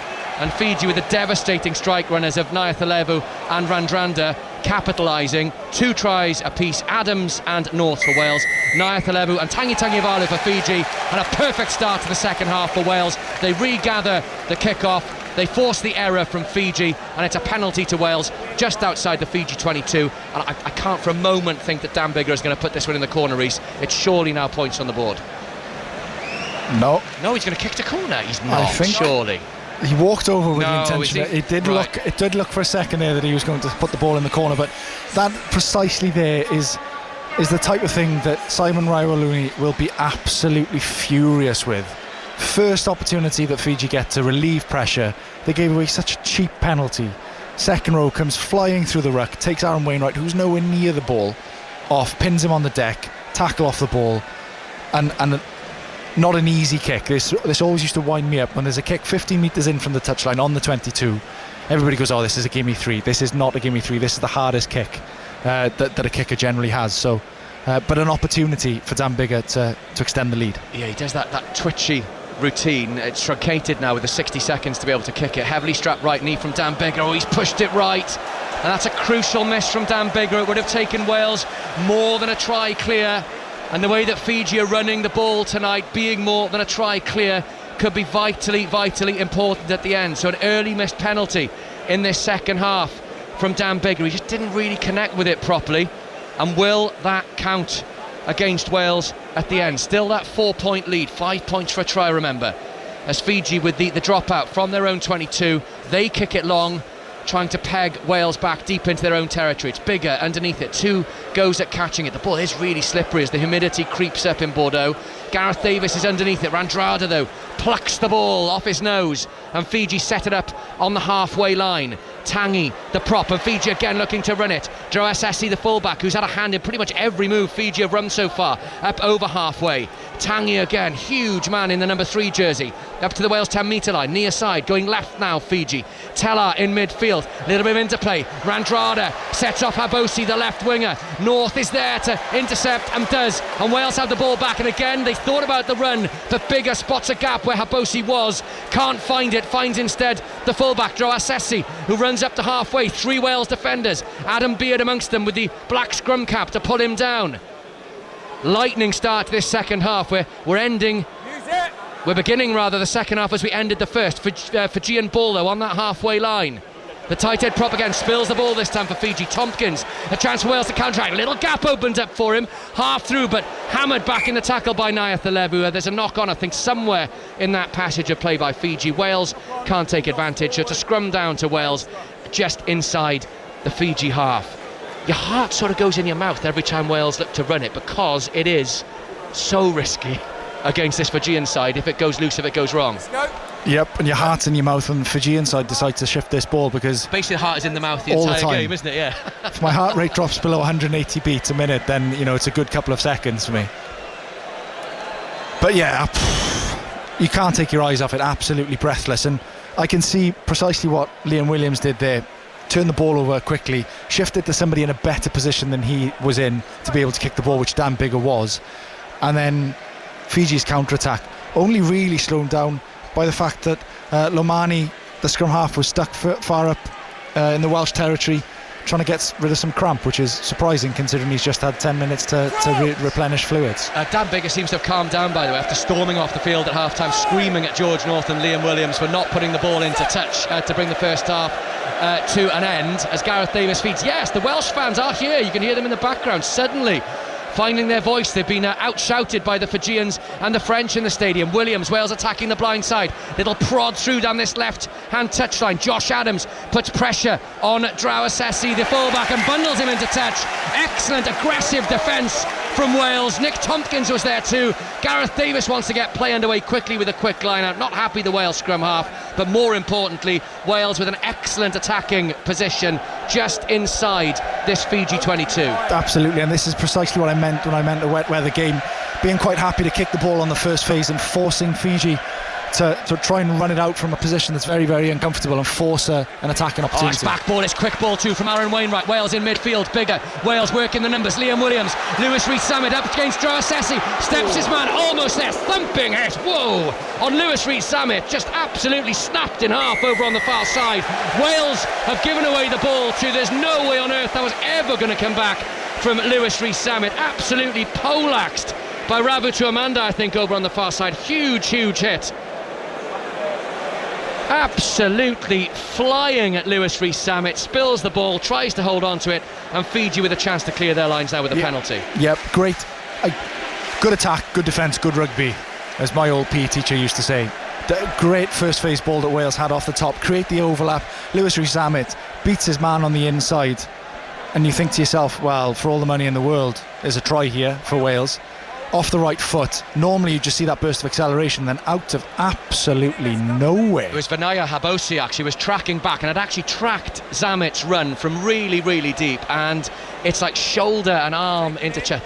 You can't have seen a tackle like that in your school days with a PE teacher. That was absolutely brutal from the Fijian winger. Rees-Summit is okay, he's gathered the ball, and probably good for Rees-Summit to get ball in hand after taking that hit. Liam Williams there with a high up and under. Wales attacking and kicking a bit more in this second half, out of their own 22. Can't quite gather. Will Rowlands does though. And the two knock-ons. I was wondering why Matt Carley hadn't played advantage, because Fiji clearly did knock it on, but a little fumble from Wales too, and it is a better start to this second half by Wales. Rees, handling errors 9 now from Fiji, only 3 from Wales. 18-14 Wales lead, and they are where they want to be in that Fijian half. I think that Wales fans though, perhaps Wales players and coaches too, would rest a little easier if there were more than 4 points in it, just to edge themselves just a try and more ahead. Absolutely, but the first 6.5-7 minutes of this game has been wet weather rugby perfectly from Wales. Kick the ball early, get numbers in the kick chase, force Fiji to try and do something uncomfortable from deep and give themselves repeat sets far down the field. But Fiji, every time they try and shift the ball, they look dangerous. Yes, if they do play that wet weather game, not trying to do anything too fancy because the ball is too slippery. It might be Dower from Wales. The scrum is good though, big scrum from Wales. Penalty advantage coming, can they use it? They've got numbers on this left-hand side. Tompkins, great little step round Randrada. A taste of his own medicine for the Fijian centre. Great interplay too from Josh Adams, pass back inside. Adams somehow regains the ball. Wales 5 metres out. Rowlands takes it on, another penalty coming Wales' way. Wales have got a huge overlap on the right hand side if they can use it. It's a kick from Jack Morgan. Rhys-Samit is almost there, he is. Rhys-Samit gathers at the second attempt and is over in the corner, and Wales do extend that lead. A messy, scrappy period of play, but it ends with a vital, crucial try for Lewis Rhys-Samit. No sprint this time, a pick up and dive, and the Gloucester man is over in the corner. Fairly ugly in the end, wasn't it, that try, but Wales and Lewis Rhys-Samit will not mind one jot. Real clever play there from Wales. Penalty advantage, so they chance their arm and they decide to run it down this left-hand edge. Make some great ground, some unbelievable, miraculous offloading between Josh Adams and Liam Williams to keep this ball alive.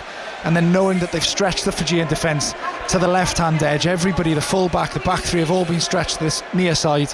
The spaces on the outside, on the far right-hand touchline, Lewis Rhys-Samit rather, on the touchline, hoping the ball is just going to fall in his lap, but a fairly scratchy. Great that Jack Morgan backed himself. I love that. Cross-field kick from a flanker, and it was pretty much pinpoint too. Habosi actually, a little bit of revenge for Lewis Rhys-Samit after being snapped in half by Habosi a few moments ago. Habosi got a hand to it. It fell then kindly for Rhys-Samit. Rhys-Samit got over. Biggers put the conversion over too, and that looks an awful lot more. I'm not going to use the word comfortable, just a little breathe easier moment for Wales as they edge themselves 9 points. I beg your pardon, 11 points now clear of Fiji, 25 points to 14. And surely the message now, Reece, is just play the possession, play the territory, play the percentages, and keep that scoreboard ticking over for the remaining half hour. Well, the first 10 minutes of the second half has been exactly that, and has rewarded Wales. So they know that Wales know that Fiji are going to have to chase the game, and therefore put all the pressure on them, not shut up shop completely and not play any rugby, but force them to try and do it from deep. And we should mention too in that Bill, Randrada just walks through Gareth Davis as if he's not there, but the ball is spilled. I think Wales sniff a turnover on halfway. Fiji players driven back off the ball. They have managed to retain it though.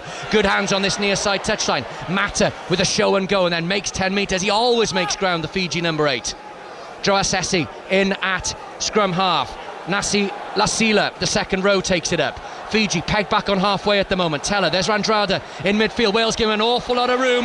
Nayathalevu half runs across him, no obstruction though. Plays go on, and Fiji have spilled the ball. Can Wales gather? It's really scrappy and loose out there. No one able to get a hand on the ball. Excellent play from Liam Williams. Scooped it up with his fingertips to Dan Biggar, but Biggar in trouble. You cannot take your eyes off this. Wales in all sorts of bother. The ball spilled again on the edge of their 22. Jack Morgan again with a kick. Left-footed this time from the Wales captain and flanker. Long downfield. Fiji back in the half. Ravotamanda, huge hit. Wow! A taste of Fijian medicine from Wales by Josh Adams. An absolutely blockbuster tackle from Josh Adams, who has got up as if he scored a try. He's forced a penalty too, with Ravotamanda hanging onto the ball, and Ravotamanda is not getting up anytime soon. That was an enormous hit from Josh Adams, and we're just looking at it again, the little flick off the floor with 2 fingers from Liam Williams. Wales showing some skills too. Wow, he hit him so hard. His shorts fell down in the tackle. That was unbelievable from Josh Adams. Absolutely frightening. And look at the reaction on the bench from a tackle as well. The whole bench. Warren Gatland on his feet cheering the tackle. Wales have got the tactics right so far in this second half, Reece, and they are really up for it. Yeah, and that's that moment there's the type of moment that lifts a team.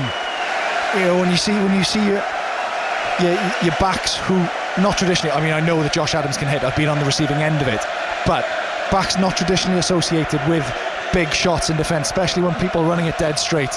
I mean, that was like a twin death match, wasn't it? It was like the unstoppable forcing a movable object, and Josh Adams absolutely pumped with the outcome. Look, you don't get small rugby players. They're big human beings these days, no matter what their size. But Josh Adams is on the smaller side for a rugby player, but he just looks like one of those people who's made of muscle. There's nothing else there other than muscle, and he used every single ounce of his 14 stone or so to hit his opposite number. And the Welsh fans have woken up too. They sense perhaps that something is brewing here for Wales in Bordeaux as Wales truck it up again. They're after try number 4. It's Wales who are running in the tries now. What can they do? Thomas Williams is on for Gareth Davis. Davis went off with a head assessment early in the first half, not risked for the remainder of the second. Wales starting to spread it wide. Liam Williams, little dink through for Rhys Salmon. Is it too far? Rhys Salmon almost there. Drasesi under pressure, does well, but scragged by Rhys Salmon. Fiji in trouble, 7 metres out. They've just done enough to hang on to the ball over on the far side. But Wales can sniff this one. They lead 25 points to 14, and they are on top in Bordeaux after weathering the Fijian storm in the first half. And now the crowd again getting behind Wales. Another try would surely, even against a side as talented as Fiji, just about seal it for Warren Gatland's men. Lamani, it's Fiji kicking now, out of territory rather than running, and Wales will be happy with that. Lamani just about makes ground out of the 22, but it's a good attacking line-out opportunity for Wales over on the far side. I tell you what, so far the second half's better than the first. Nice. And the first was good. It was good, wasn't it? Absolutely. Elliot Dee coming on the field for Ryan Elias. A good shift of work from Ryan Elias. Big physical player. Will have done a lot of hard grunt there, hitting rucks, smashing people in defence. He'll be quite happy with his afternoon of rugby, or his evening of rugby rather. But real smart play from Wales. The play slowing down, their attack losing its momentum, so sticking the ball on the floor, forcing Fiji to go backwards to it, to try and exit again. That's what I mean in terms of, playing a wet weather game, keeping your forwards moving forward. Wales win then in the middle of that line through Will Rowlands. And I'll mention Will Rowlands now because we might not have mentioned him in everything Wales have done well, but somewhere at some point in the move he has been involved. A vital player for Wales, especially with the retirement of Alun Wyn Jones, the second row. Bigger has spotted a gap, a crossfield kick for Josh Adams to chase against Joe Assesi. Can Adams get there? Excellent take from the Fijian fullback, and there's a gap. Adams out of position. Fiji down this left-hand touchline. Ravatamanda with a kick through over halfway. Bigger tracks back, acres of space over on the far side. Can Lewis Rhys-Sammet work his way into it? Cuts back left. Rhys-Sammet finds Tompkins. Inside pass to Thomas Williams. Basketball style rugby now from Wales. Williams takes the hit just outside the Fiji 22. The game really opening up as Wales slow it down ever so slightly. Rowlands and the forwards take it on. Just outside that Fijian 22, Williams live wire scrum half. Wales playing at a frenetic pace now. Rhys-Sammet involved once more.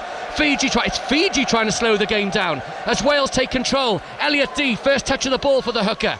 10 metres outside that Fijian 22. Wales go patient. Wainwright in midfield, doesn't have options. Takes contact, support from Beard. Wales, right again, quick recycle. Excellent prod through from Dan Bigger. And that gives Fiji a line out. But crucially for Wales, it is just 10 metres from that Fijian line. Wales will be quite happy with that. As far as Wales are concerned, that is very, very good attack and very, very frustrating for Fiji, because they have to rebuild and Wales will get a repeat set here. Fiji will inevitably kick the ball back to them, which means that they will start their attack once again 40 yards from the Fijian line, which is exactly what they want to be doing. They want to play this game between the Fijian try line and 10 metre line. Dan Bigg is just gingerly feeling his back, which is a bit of a worry because he withdrew from one of the World Cup warm-up games, the South Africa match I think, didn't he, with a back niggle, and he has been troubled over his career by back spasms. Just sort of wincing and rubbing around his kidney area, Dan Bigger. He's down actually, look, just by the Fijian line then. And Dan Bigger, the Wales fly half, got your boots. Is in a bit of trouble, Rhys, actually, I think. Neil Jenkins has got his, we'll be okay. I mean, they will not want Dan Bigger going off. He's the Gatland linchpin in that back line, isn't he? If Warren Gatland picks a team, Dan Bigger tends to be in it. Yeah, I think that's a very fair analysis of the situation. These are the kinds of moments you hate being on the bench for Dan Bigger, because you're up, you're down, you're doing the hokey cokey, you're in, you're out, you're shaking everything about. He's up, but he's looking a bit pained. Dan Bigger. He'll be okay. He will be okay. So Wales then with this line-out just outside the Fiji 22. Rowlands again high in the middle. Bigger offloads to Tompkins. Had a good game, Tompkins. Just spills the ball. It comes back though, and Wales in off their feet. Over-eager from Thomas Francis. They've just got to be careful, Wales, because they have got that bit between their teeth, but they just need to watch that they don't let Fiji back in with unforced errors. There was no need to fly in. Francis did, and Fiji with a penalty and can clear. Yep, and Fiji now, you would think, would get themselves up inside the Welsh half towards the 10 metre line, which then means that they're attacking. So Wales go from being exactly where they want to be attacking 30 yards from the Fijian try line, in complete control of the momentum of the game, and all of a sudden now a bit of a rearguard action required, and this is, there's 25 minutes left in the game, so it's not crucial that Fiji score here, but as far as they're concerned, they will want to build some momentum and fire a shot here. Yeah, and a change up front for Fiji. Penny Ravai, a man very much at home, played 4 years for Begla Bordeaux, is on, replacing Saracens. Roni Marwi. Fiji have overthrown. Wales gather at the back. Space and unexpected attacking opportunity for Wales. If they can work it through the hands, it goes. Josh Adams looking for support. There isn't any. Takes the tackle from Rawatamanda. Sets it up on this near side touchline. Fiji 10 metre line. Oh, Falatau thumped in the tackle by that man who's just come on, Ravai. Kicked forward. Brave dive and gathered by Liam Williams with Fijian boots flying in. Wales tracking back though. Thomas Williams is there. Wales on the edge of their own 22 now. Gareth Thomas just evades. I tell you what, Ravai is really putting himself about a bit.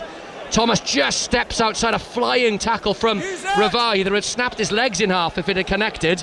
And Williams, sensibly the scrum half, will take the heat out of this, and he's going to box kick long downfield just over the outstretched arms of Nasi Lasila, the second row. Droasesi, socks round ankles, big hit on him from, I think it was Nick Tompkins again getting involved in the action. As Fiji trying to spot a little gap behind with a box kick from Lamani this time. It's high, it's hanging. That's a really testing one for Josh Adams. Adams is up. Adams, I beg your pardon, Thomas Williams gathers at the second attempt really well. Sets that ball back. Ravu Tamanda looks like he might have pulled a hamstring or hurt an ankle following up that kick. Fiji just putting Wales under a bit of pressure these last couple of moments or so. 25-14 Wales lead. 3 tries to 2. As Wales just take the pace out of this game and allow the forwards to do the hard work. A little pick and go from Adam Beard. Williams, the scrum half, will dig, and again the box kick coming. He's kicked it backwards, believe it or not. It's kind of scooped behind him, and Adams can't gather. Jack Morgan does gather on the touchline, but Wales, as a result of that, not expecting the ball to land where it did. Wales' players offside, so another unforced error. And if Fiji do kick to the corner, as I suspect they might, then they have a great attacking line-out opportunity. Rhys Patchell. Yeah, game's lost their shape in the past 3 or 4 minutes, really, hasn't it? And that's allowed Fiji to sort of inch their way downfield. Inch is the right word, I think. They've not blasted their way there, have they? They've kind of got there in stages. Yeah, it's not been the blockbuster line breaks and moments that we've seen in the first half from Fiji. And changes for Wales as well. Tommy Reffel of Leicester is on for Talupe Falatau. Adam Beard is off. And David Jenkins is on. Let's go to the US Open tennis, shall we? David Law is there. Well, we have Novak Djokovic seeking a 24th Grand Slam singles title, and he started perfectly, breaking Daniil Medvedev to love. 4 points in a row, brilliant shots down the line, and Djokovic in charge, 2-love. Sounds like a cracking start actually in New York. Attacking line out then for Fiji. Matavesi to throw. It's to the front this time, so the rolling ball, the peel around comes on from Fiji. Good defence from Wales, who've rung the changes. Rio Dyer is on for Josh Adams on this left wing. Defensive work for Dyer. It was he who made the tackle. As Fiji keeping it tight, the crowd behind them. Once more the drive from Tangi, 5 metres short still. Fiji edging closer, inching, as Rhys Patchell said, closer and penalty. Not try. The Fijians and the crowd thought it was a try, but Matt Carley has pulled them back to the 5 metre line, and it's a penalty to Fiji with Wales offside. And what do they do here? We saw Ireland, Rob Herring score with the old-fashioned tap and charge and got over yesterday. Wales made of sterner stuff, generally speaking, in defence though. Kuravoli is on at scrum half for Lamani for Fiji, and thought about a quick one. It's a slower build-up from Fiji, a complicated build-up from Fiji. It is the scrum half now. In midfield, the drive from Randrada, can't quite get over the line. Held up by George North. Fiji just centimetres away from that line. Wales might have snaffled it, but there's another penalty advantage coming Fiji's way, and Wales need to be careful because Matt Carley may well reach in the pocket for that card if this continues. Wales still holding Fiji out, 5 metres short. They come right now, the Fijians, keeping it tight, driving. Wainwright bundled out of the way. Bodies all over the place in front of those posts there, but now it is back. The crossfield kick from Teller, and he's overcooked that straight into touch from the fly half. He knew the penalty was coming, but they should really have done better there, the Fijians. Yeah, I'm trying to think how I'm going to sum up this previous passage of play. Really clever tap penalty move. Looked like the forwards were going to take it on, but actually they found Josh Tuisova, who's come on the field. 9 got involved, replacement 9. Kuravoli takes the tap instead of the forwards. And Fiji, do you know what? Fiji will really feel like they can turn the screw here. Wales are giving away a lot of penalties in succession, and a yellow card, I'm sure, being worn by the referee. Not quite sure what was going on between Liam Williams and Semi Radradra over on the far side. Liam Williams jumped on him and had an impromptu piggyback to much laughter and smiling. I thought Radradra looked a bit angry at first, but then relented when he saw it was Liam Williams. And you can hear what the crowd make of all of this. Huge encouragement for Fiji. They've opted for the scrum underneath the Wales post. The Fiji scrum has been strong of late. Wales' scrum has struggled of late. So a big moment for the Fijians. You can see Tuisova, the giant winger, absolute monster of a man, just lurking, and I dare say looking for the crash ball, if that ball can come back quickly. He is huge, even from this distance. He is enormous. The really difficult place to defend this. Dead central, 5 yards from your own try line. You've got to leave space somewhere. You've got to accept that you can't defend everywhere on the field, and you're going to leave an extra man somewhere, and it's almost a bluff that we don't think that you're going to be able to get the ball there, as we see Josh Tuisova's calves on the big screen. And I mean, they're big in real life, and how much bigger do they look when you've got a 1 million-inch TV showing them? Do you know, I'm glad we picked up on it, because the French TV director clearly has as well. I mean, it's just insane. His calves are the size of a normal person's waist. He is that big. And he is going to take a crash ball, I'm sure of it, if Fiji can win this scrum. Really vital moment for both sides. There's 20 minutes to go. There should be a drinks break looming imminently, but there's absolutely no way Fiji are going to take one at the moment. Wales need to hold them out. They lead by 25 points to 14, but 5.7 with a likely conversion. And it is a much tighter game, and Wales have infringed, not going down quickly enough. It's a free kick for Fiji, taken quickly, drive for the line. Wales hold them out, just in go the bodies once more. It's a repeat of what we just saw. The scrum half replacement, Kuravoli picks it up, just pulled back ever so slightly by Wales, which is good defence from the Welsh players. And the red now fans out across that try line. Fiji trying to keep it tight. Another penalty coming Fiji's way. There must be a yellow card looming here, surely, for Wales. I think Wales had a sniff of a turnover, but still Fijian ball. Acres of space. Matavesi can't get it clear. Wales have won it back, but it's the penalty, and I do think the second whistle tells you all you need to know. Matt Carley already reaching for his pocket, and who's being called over? It's Jack Morgan, the skipper. I'll tell you what, they're lucky if this is the final warning. Of course, it could be Jack Morgan himself. No, speak to them. Wow, I think Wales have been let off there, because that's about 4 or 5 infringements, and it is a final warning for Wales. One more and there will be a player in the bin. The final warning. They've had a few. He gave one in the first half, if you remember. So Wales living dangerously. Fiji again with this tap. It is the simple tap and go this time. It's Ravai, the prop, who takes it up. Anxious moments for Wales. Fiji desperate to score. Can they do it legally, Wales? Jenkins with an important low stooping tackle. The axe of the second row. There was a fumble, gone backwards though, says Matt Carley. The pick and dive from Fiji. They're over. It's Botia, the La Rochelle flanker, who's come on. Great first impact from him if he's over, but Matt Carley not convinced. Dan Bigger as ever deciding to have a word, and it's a knock on. No try, knocked on as he went over. Another let off for Wales. Good defence though from Wales to hold them out. Excellent defence to keep the big man at bay. It was who else but Will Rowlands with the tackle. Botia knocks it on, and Wales will get the drop out from under the post. 2 minutes.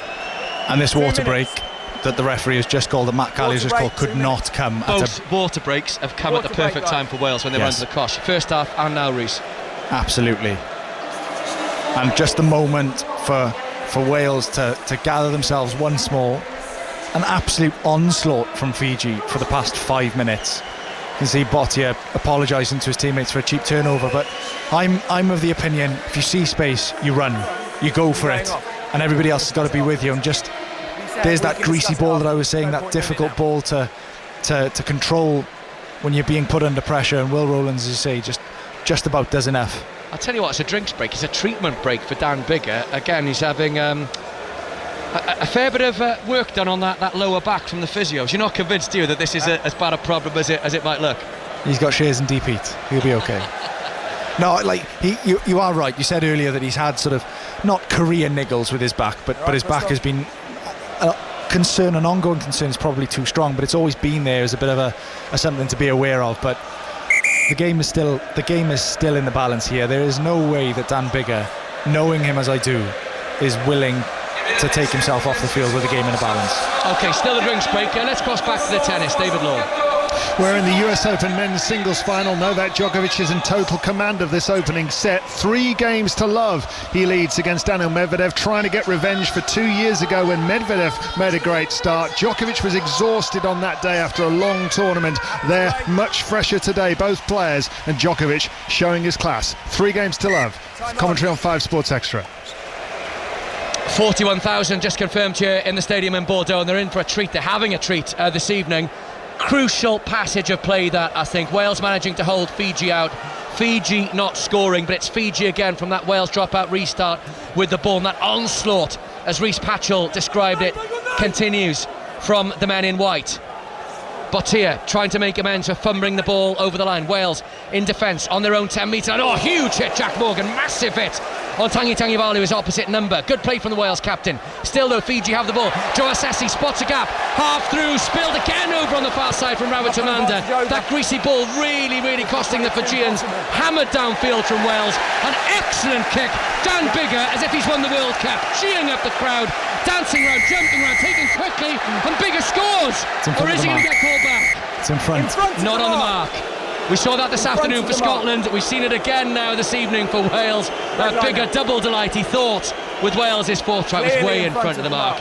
In fairness, clearly in front of the mark, 10 metres in front of the mark. But the kick from Wales, the clearance kick, was actually Tommy Reffel with the huge hit in midfield. Shot. Big hit from the Leicester flanker. Wales hacked downfield. Fiji had spilled the ball, and now it's Wales. It's tennis, this, isn't it? We're just talking about the tennis. It's one end to the other in Bordeaux, and another attacking opportunity for Wales. And that greasy ball becoming more and more difficult to control as the game's going on. It's hard to get across how humid it is here in southwest France this evening. Energy sappingly hot. One stop. You can almost see the moisture in the air as Wales roll that maul. It's a good maul too. Fiji in trouble. Wales 5 metres short over on the far side. Relentless drive from the forwards. Penalty coming. Wales have it though. It's a bit slow from Williams in midfield. Biggar, little step, little show and go. Excellent run from the fly half. Still with the penalty advantage coming. Nick Tompkins, I beg your pardon, with the burst. Back it comes, 7 metres short. Now it's Biggar. Biggar, quick hands in midfield. Oh, Rhys Sammet, sidestep through the middle, back underneath the post, 4 metres short. Rhys Sammet sort of picked up off his feet and driven back by Bottia. Still Wales have it though. Tompkins checks back to his right, looks for support. No advantage gained by Wales. The penalty comes. And what do you do here, Rhys Patchell? Do you kick and extend that lead?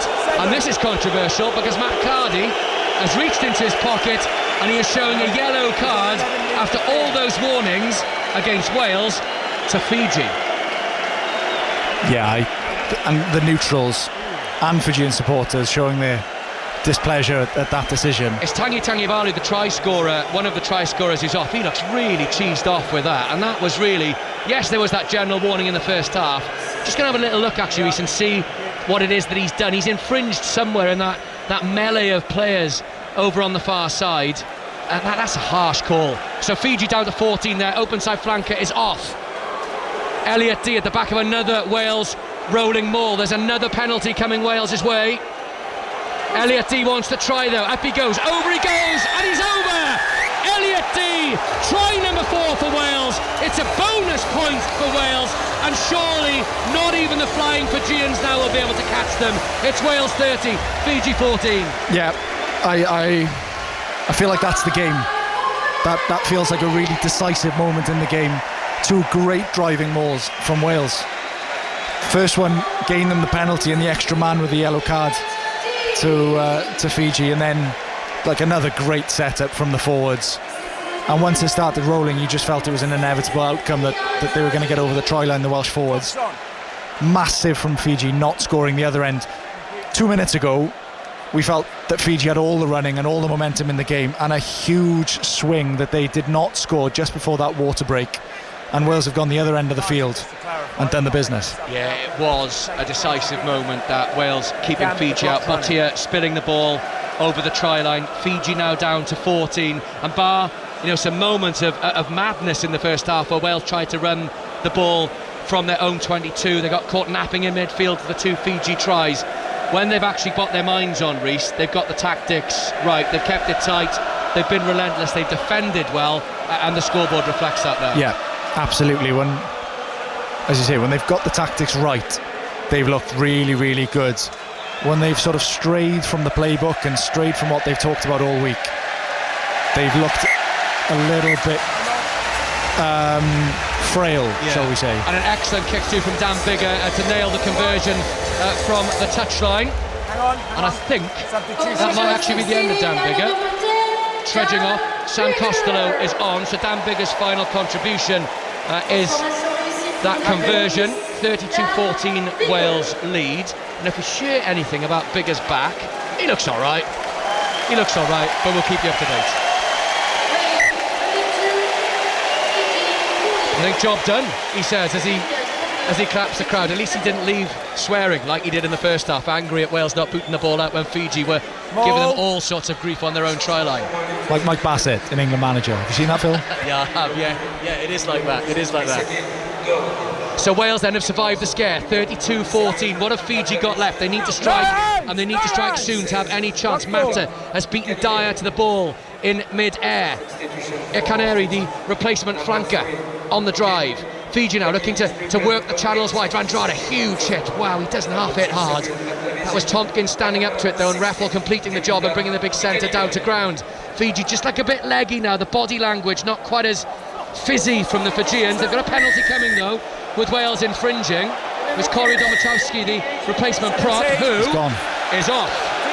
I guess that's fair enough, I suppose, isn't it? He'd given the warning, he infringed. He hasn't been on the field that long, but he's gone. Domachowski has been on for, about 5 minutes, and now he's back off to the bin. And unfortunately, I don't feel that Corey Domachowski can be that aggrieved. You can't play the 9. Wales are on a team warning, the next one goes to the bin.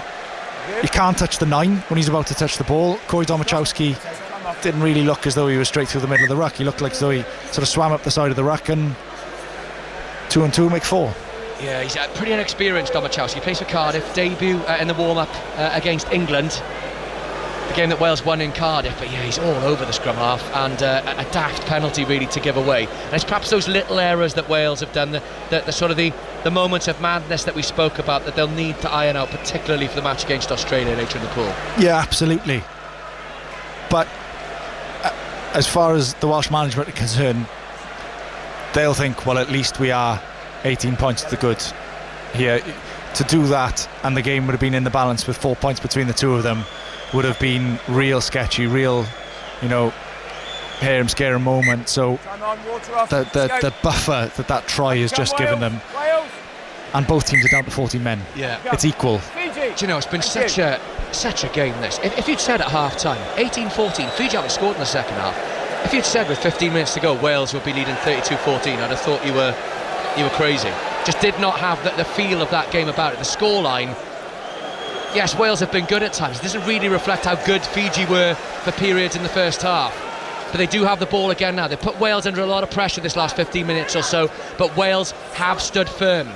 In go the forwards, trying to sort of stymie that Fijian attack. Fiji go left this time. Randrada has had a much quieter second half, as has Nayatalevu, who go in and try and win the ball back. This replacement prop has really shown up quite well for Fiji. He's got the ball again. They've got an advantage coming of Fiji as they try to spread the ball wide to Rawa Mantada on this right wing. Dancing footwork, the trickery that we saw at Twickenham. Dances inside Tommy Reffel. Still Fiji with the ball, recycling through Mata and one of the big giant second rows. Penalty coming for Fiji. They've got to be careful here, Wales. They've already got one player in the bin. Little prod through is just too far. Dyer will shepherd it into touch, but they knew that penalty was coming. Fiji, no card this time, and the Fijians have the option to kick, but I'm sure they'll kick for the corner rather than go for the posts. Yeah, they've got to 10 minutes left on the clock, 18 points behind, but this ball has to be 5 metres out as well. The difference between your driving line out and your set up to score and the defensive set up to score, if the ball is 6 yards out and they've gone to scrum, they've thrown both of us a left field decision, a bit of a Is that curveball. because Wales have just lost a prop, do you think? And I know they're bringing another prop on, but they're a prop down. It'll disrupt Wales a bit more. Fiji clearly fancy themselves at scrum time. It also ties all the forwards in one place. Yeah. And Fiji have been at times absolutely irresistible when they've moved the ball. Unplayable. I mean, every time they put the ball 2 or 3 passes together and they move the game into a different part of the field, in a different position on the field, from the left edge to the middle of the park to the right edge, they look so dangerous. It's that one-out runners, really, that Wales are quite happy if Fiji keep coming with those.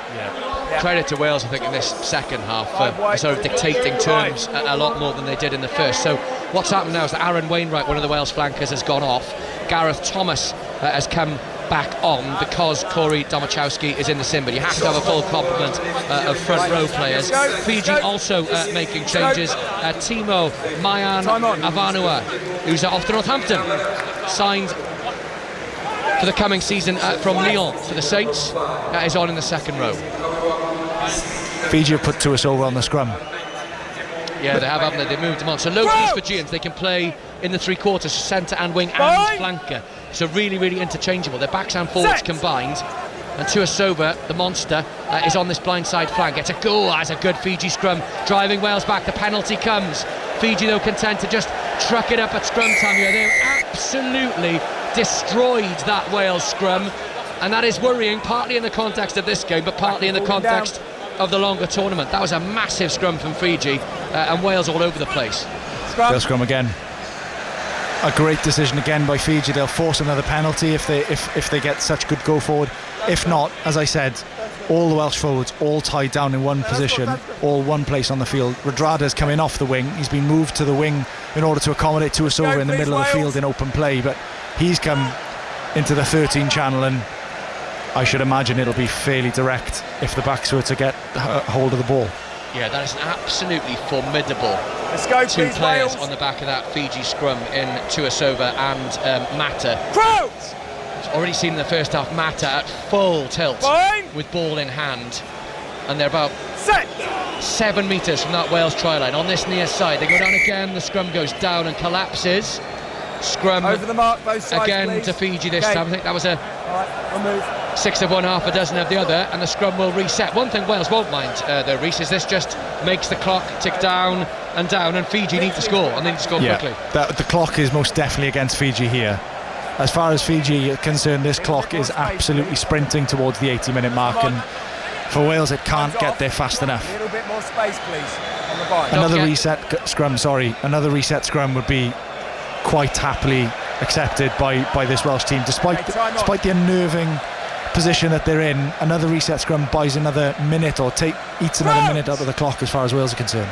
Yeah, this game a bit like England-Argentina last night. What's the shock? Is the shock Wales winning or Fiji winning, England winning or Argentina winning, given the recent form and world rankings? England-Argentina, by the way, the subject of the latest episode of the Rugby Union Daily podcast. Chris Ashton and Matt Dawson looking back at events in Marseille as Fiji attacked through Randrando off the back of that scrum. Wales have shepherded them to this near side touchline, the Fijian right. Fiji, though, still have the ball. 8 minutes to go, 32-14 Wales lead. Both sides down to 14. Show and go from Randrando. Ravatumanda almost got it off the big centre, but not quite. But Fiji just turning the screw in the past 5 minutes or so. Big drive again from Ravai. The loose head prop, space in midfield. Fiji are over. They got the try they wanted. It's the huge man, Joshua Tuisova, bursts through 3 Welsh defenders. Fiji score, and just a little warning for Wales that the game is not over yet. 32-19 with 7 minutes to go. Yeah, Sam Costello seems to be injured here. He's getting a bit of treatment off Prav Mathemba on the far side there. Wonderful tackle from Sam Costello and Semi Radrada off the scrum. Scythed him down, brought him right down quick as a flash. But in the end, Fiji's power and Fiji's numbers on the open side of the scrum, going right to left towards the post, and finds Tuisova. Bit of a mismatch, really. Sam Costello, you've got the stats there. Really a mismatch, shall we say? Yeah, not big by rugby standards, Sam Costello. Quite sure what the booing is for. Wales taking a long time to get back to halfway, actually, is what the booing is for. Yeah, absolutely no hope at all of Costello stopping Tuisova from that distance. The conversion is over. 32-21. What's going on here, Reece? I'm mystified. What's the booing for? Wales trudging back very slowly, which they're obviously going to do. Yeah, absolutely. To run the clock down. But Wales didn't realise that clock was off anyway, so they could have sprinted, they could have walked, they could have done the moonwalk. For all Matthew Carley kids, the clock wasn't moving. So 32-21. There are not many teams in the world that could strike from anywhere at any moment. Fiji, though, are one of them, so Wales need to be careful. Wales have a bonus point. Fiji have 3 tries at the very least. They'd want a losing bonus point from this match, but if they can score again quickly, they could get a little more. They need to be down the other end of the field. It's a poor kick, a really poor kick from the base of that ruck, though, from the reset from Fiji. Wales will have a line out just outside the Fijian 22, and I'll tell you what, if they took a long time trudging back to halfway, they'll take an age in completing this line out. Tangi Balu about to come back on. 30 seconds of the flankers' sin bin left, so Fiji about to be restored to 15 men. Oh, Elliot Dee has taken a while. Oh, and Wales have overcooked it. Dee not looking. Jenkins had already jumped in the middle, and Wales penalised for delaying the throw. So free kick to Fiji, tapped and taken quickly. Oh my word, Dylan Lewis absolutely barged out of the way by his opposite number, one of the Fijian props on the charge. But Rio Dyer has the ball. Rare bit of ball for Wales. Loose play up over halfway. It's Wales who infringe, over eager again, killing the ball on the floor. It's Dylan Lewis who dived in and penalised.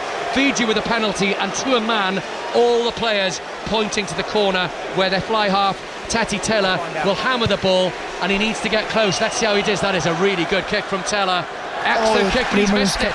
He's missed it. It just crept back in, and Liam Williams gathers. Looked for all the world like it was going out. Williams hammers downfield. Line outs to Fiji, but they are not where they want to be. They are back just in their own half. That is a massive play from Liam Williams. Absolutely huge when you consider how good Fiji were and how much pressure they were able to put on Wales from their last venture down towards the Welsh try line. That is a massive play from Liam Williams. Hasn't been congratulated by his teammates. I'd be right on top of him, patting his back there, saying, thanks mate, you've saved us a real hard shift on our own try line there. Just 2 metres please, come on. So Fiji with the throw, they need to hit back, and they need to hit back soon. There's 5 minutes to go. 32-21 Wales lead. Fiji overthrow, it's messy line-up ball. Dylan Lewis with the tackle on Kuravoli, the replacement scrum half. Enough. Again, Fiji try to truck it up over halfway. Drawasesi, one of Fiji's best players, the fullback, is off. Mankala, Olympic gold medalist, is on as Fiji through Randrander. Break over on the far side, he's through. He's away from Reece Samet. Huge hit on Liam Williams, bundles him out of the way, but Williams just enough to hold Randrander down. Desperate defence now from Wales on the edge of their own 22. Fiji sniffing try number 4, and perhaps that outside chance of nicking this game at the end. Gaps on the right. Mata, Revo Tamanda cuts back inside. 5 Welsh bodies bring him down. 7 metres short, Fiji. Oh, the big burst from Nayatalevu. Excellent angle from the Fijian captain. 3 metres short. Another penalty coming Fiji's way. Wales could be in trouble here. There could be another card looming for Warren Gatland's men. 4 minutes to go, remember. Fiji trail by 11, but again camped on the Wales try line. Acres of space and numbers on the left if Fiji can use them.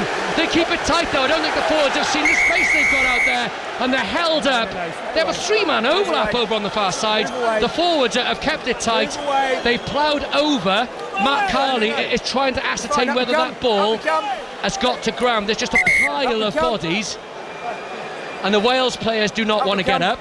I suspect because Fiji might have scored, and they don't want to give Matt Carley a view of exactly where that ball is. Well, he's going to the TMO, so we're about to find out. The ball has kind of popped out at the back of that pile of bodies over there on this near side, and these are nervy. On-field decision is try. Just stand by, we'll check grounding. On-field decision is try.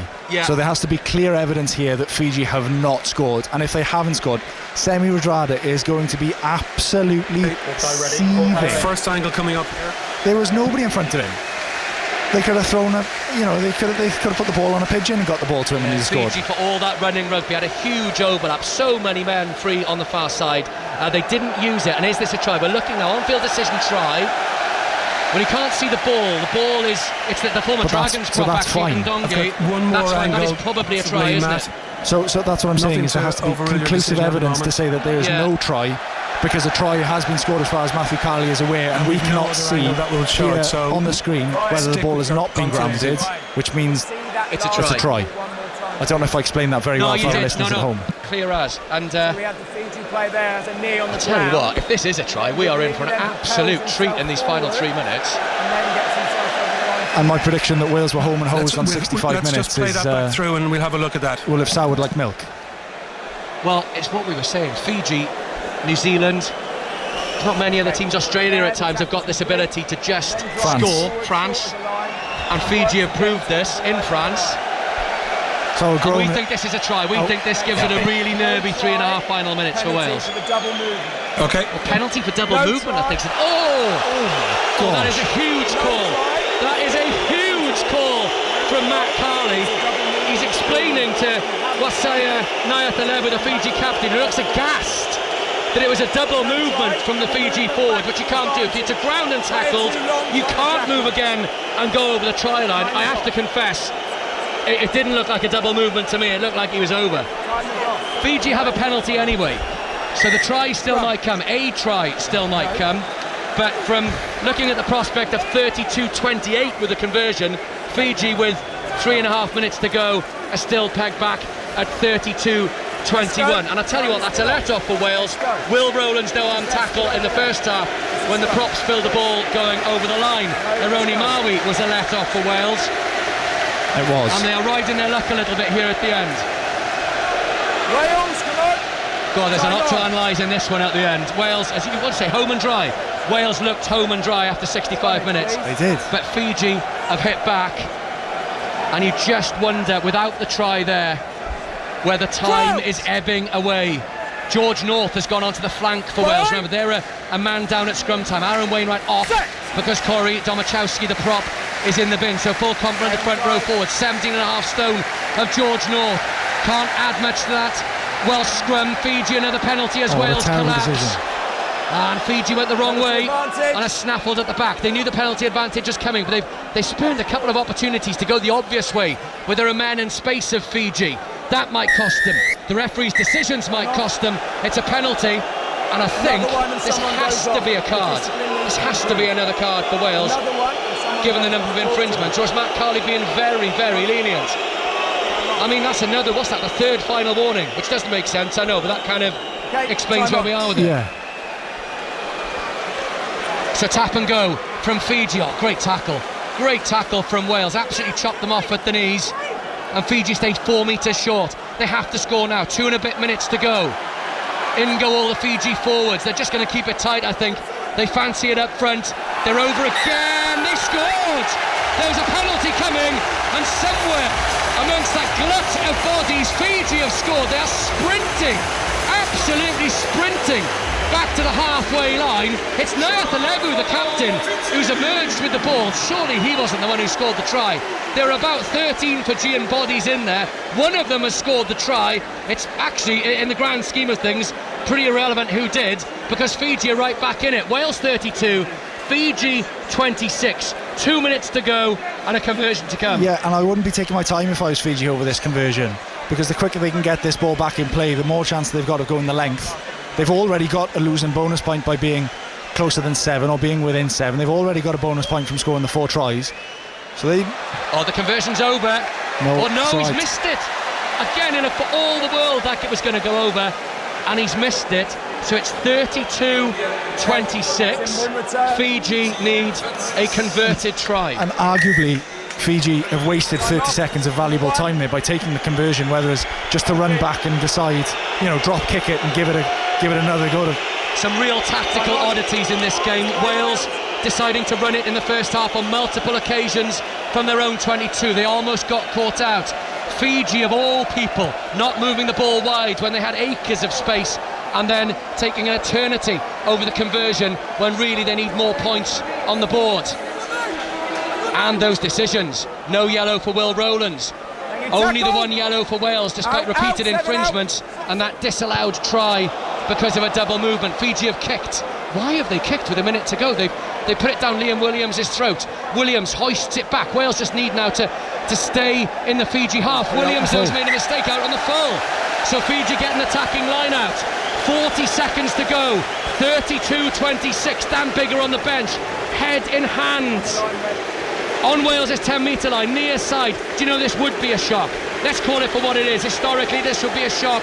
Fiji are above Wales in the world rankings. If they can pull this one off, if they can win, because of the history and because of the manner of what that victory would be. And where they've come from in the game.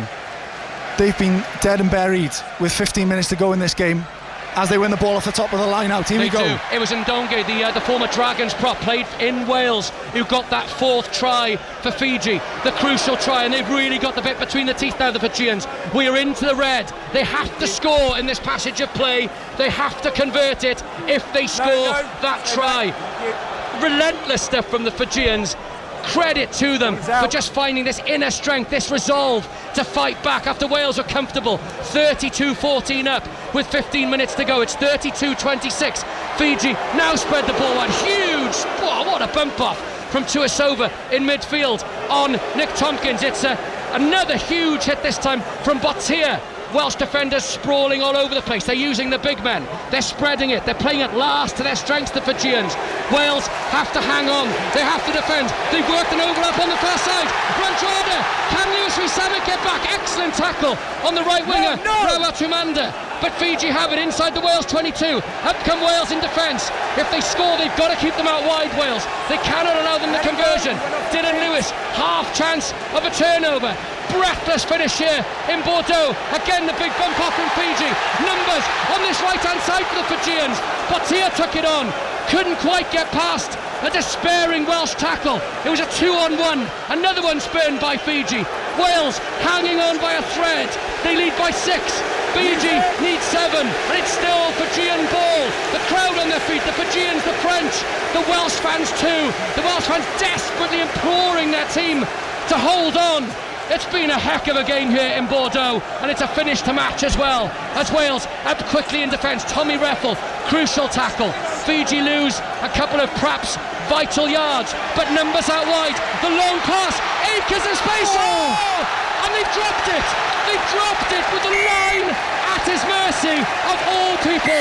It is Semi Randrada with a knock-on 15 metres from the try line, which wins the game for Wales. Would you believe it? There is no way Lewis Rees-Zammit would have got across in time, and Randrada, off an excellent long pass in midfield, has dropped the ball, and Wales win by 32 points to 26. That was an unbelievable finish. I'm lost for words. I mean, how good were Fiji to go the length there? Granted, they were helped by a Liam Williams kick that went out on the full, but the skill level, the execution, the accuracy of their play to work themselves all the way from halfway to within a bounce pass of winning this game, or a bounce pass of a try that would give them the opportunity to win the game. That is the growth that Fiji have made in the past 12 months to 2 years. I mean, the Fiji Drua, for all of their, incredible improvements in Super Rugby Pacific, the absolute stardust that Fiji have on the field today. Cruel that Semi Randrada, one of their best players, one of the best players in the world, is the one to knock the ball on right at the end. But what a feast of rugby we've had here this evening. I am absolutely spent. That was brilliant. Wales win though. They will be absolutely delighted, and perhaps they'll look at the first 65 minutes and say, yeah, we were in control for a decent chunk of that, but what a finish. And they've held on 4 tries apiece, a bonus point win for Wales. 32 points to 26. Dylan. Gareth and Rhys, great commentary as the stereophonics sing out around Stade de Bordeaux. But my word, Rhys Patchell, that final 15 minutes would have been far too close a call that Warren Gatland would have wanted. Absolute drama at the death. Oh, absolutely. Wales, when Dan Biggar went off, you felt that 18-point gap that they had looked almost unsurmountable for Fiji, that Wales were in complete control of the game. They played this high territory pressure game far up the field. Fiji, for all the love nor money, for all the money in the world, couldn't get themselves out of their own 22, let alone their own 40-metre territory line. And, well, far too close for comfort as far as Warren Gatland is concerned, but he will not care one jot that it was as close as it was, that it was 6 points the difference in the end. Ultimately, his boys found a way to get themselves over the line, and Fiji did not disappoint. Oh, look, I'm sitting here, Dad, with a big smile on my face. Not because I'm Welsh. I'm completely impartial on a night like this. But that was a treat. I hope somewhere in the stadium there's someone who's never been to a rugby game before, and they've seen that as their first game, because that was international sport. It doesn't matter what the sport is. If it's that entertaining and it's that dramatic, the MasterCard player it's brilliant. Of the match, Dan Bigger. Should we hear from Dan Bigger, actually? Here's Dan Bigger. As we all take our breath. My word, let's just take stock here. What was more exertive there? The first half of your emotional energy or that last 5 minutes? It was absolutely exhausting. The last 10 minutes felt like the clock never moved. We put everything into it. Fiji came strong at the end, and I'm just really thrilled for this group of players, this group of people, that we managed to see it through, because the work we put in, the effort we put in over the last few months has just been incredible, and it just puts us in such a good position in the group, and I'm just absolutely delighted. Absolutely drained, but the most important thing was the result. Your passion is unmatched, Dan. It's incredible to see. Does it make it all the more special with it being your last dance? Well, look, tonight was anything about me, but that's why I just wanted this so much for the team, for the amount of people in the stands here, the amount of Welsh people here, the amount of people back home, the sacrifices for everyone, and I wanted this to be special for the group, and if it's special for the group, then hopefully it'll be special for me in the end. It was special for everybody watching. Dan Bigger, MasterCard player of the match, outstanding. Thank you very much. Merci à tous. Merci. Dan Bigger there, hearing from the Wales fly half. He had one heck of a game. Set points, Flushing Meadows for Novak Djokovic in the opening set of the US Open men's final, David Law. 2 of them. He has been dominant in this opening set as he tries to get revenge for the US Open final of 2 years ago when he lost in straight sets to Daniil Medvedev. But at the moment he has been in charge of most of the rallies. The long ones maybe have been won by Medvedev, but Djokovic hasn't allowed many long rallies. He's been keeping them short, serving and volleying, hitting drop shots, and he now has set point for the opening set as Daniil Medvedev is trying to win his second Grand Slam singles title. Djokovic is trying for his 24th. That would stretch his lead over Roger Federer and Rafael Nadal at the all-time standings, and he's now even trying to go equal with the highest winner ever in Margaret Court on 24. Backhand on the line from Djokovic, who has set point for this first set against Daniil Medvedev. Djokovic down the centre again, and long goes Medvedev, and there's the set for Djokovic, and he's marching back to his chair, and he's got the first set, 6-3. Breathtaking. David, thank you. We'll be joining the tennis shortly. It is currently, though, over on 5 Sports Extra. Rhys Petrel and Gareth Lewis still inside the Stade de Bordeaux. I'm sure the atmosphere, the humidity is still as humid as it was when kickoff started. Dan Bigger, we heard there from the player of the match, Rhys. I mean, you'll know the position of fly half, but he's led from the front. He led from the start, Dan Bigger. So many players, I think, to call out. But Dan Bigger, I mean, he literally ran through walls for Wales tonight. Yeah, absolutely. You could see him. He was holding his back. He was battling a little bit the more the game went on. Most definitely after sort of cooling down and having to start again in the second half, you could see he was sort of battling on with it for as long as he could. And I think the coaches left him out there for as long as they felt they needed to. I think Biggs would probably have liked to have stayed on for a little bit longer, given how close it was in the end. But no, he was excellent tonight, as you know he always is when he takes the field, and he'll be delighted for the group, and he will have led a lot this week and will have taken a lot of pressure onto himself to try and lead and push Wales in the right areas of the field, and he was excellent in doing that in that second half. Do you know, Jonathan Rhys, it's a really weird feeling, because I think if someone had said before the game to Wales, you're going to beat Fiji with a bonus point, they'd have absolutely grabbed it and probably laughed, because everybody thought the game would be so close. They do beat Fiji with a bonus point, and yes, the game is close, but I don't think anybody could have foreseen what actually happened in that 80 minutes. I mean, analyse that, eh? I mean, you could be there for days. Yeah, absolutely. But the main takeaway for me was how good were Wales when they managed to constrict Fiji and play this really structured, disciplined, territory-based game. excellent. How good were Fiji? They're absolute joy to watch when they move the ball. Wales into this game. Here's Jack Morgan, Wales against captain. a team who know are going to give it their all against you. Sum up your thoughts now in terms of what you saw from your players.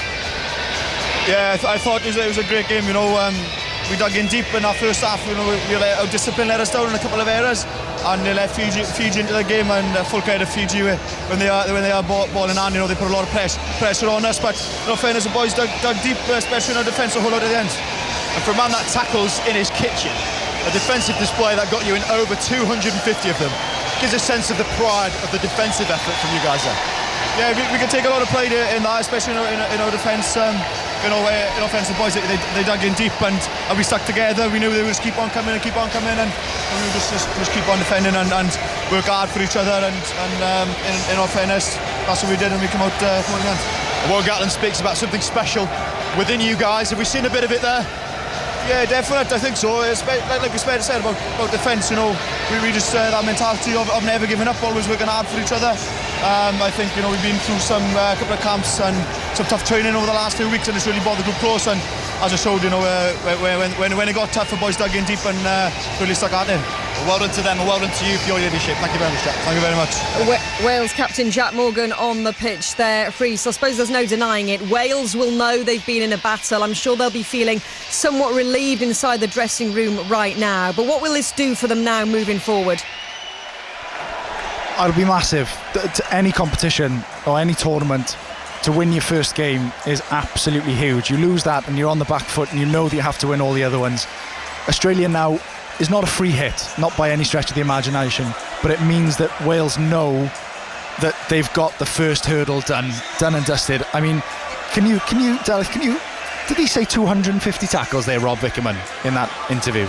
Am I right in saying that? That's what I heard as well, it's 250 tackles. That is outrageous. They will be black and blue, Wales, after that. 250 tackles is... Please do not underestimate how much that's taken out of the Welsh defensive effort. I've also noticed as well, Del, I've got a different voice to what I started the day with. That there was so much going on in that last 15 minutes. It's gone. There'll be no voice tomorrow morning. That's the end of me, I'm afraid. Gareth, just quickly, I suppose the one good thing for Wales now, they've got Portugal on Saturday, a chance, I suppose, to regroup and ultimately rest some of their key and big players. Oh, absolutely. Look, it's always get the job done, get the win. I was at Japan, South Africa, so I'm not going to say shocks can't possibly happen. They can. Wales will beat Portugal, I'm pretty sure of that. They'll beat them comfortably too. I'll tell you what, man, the bigger game next weekend is Fiji, Australia. Fiji might fancy, an out of sorts Australia. Fiji might fancy a go at them. Absolutely difficult though. The emotion to come off this emotional high for Fiji, targeted this game and put so much into it. To come down off the back of that and then have to get themselves up again for Australia next week. That's a real big ask, and it'll be interesting to see how Simon Rawaluni manages their energy this week. Reece Patchell, Gareth Lewis, it's been a pleasure. Thanks for calling it home for Wales, Gareth. Get your breath, lads, and we'll hear you, I know, later on in the tournament here on BBC 5 Live. Bye for now. Au revoir, I should say.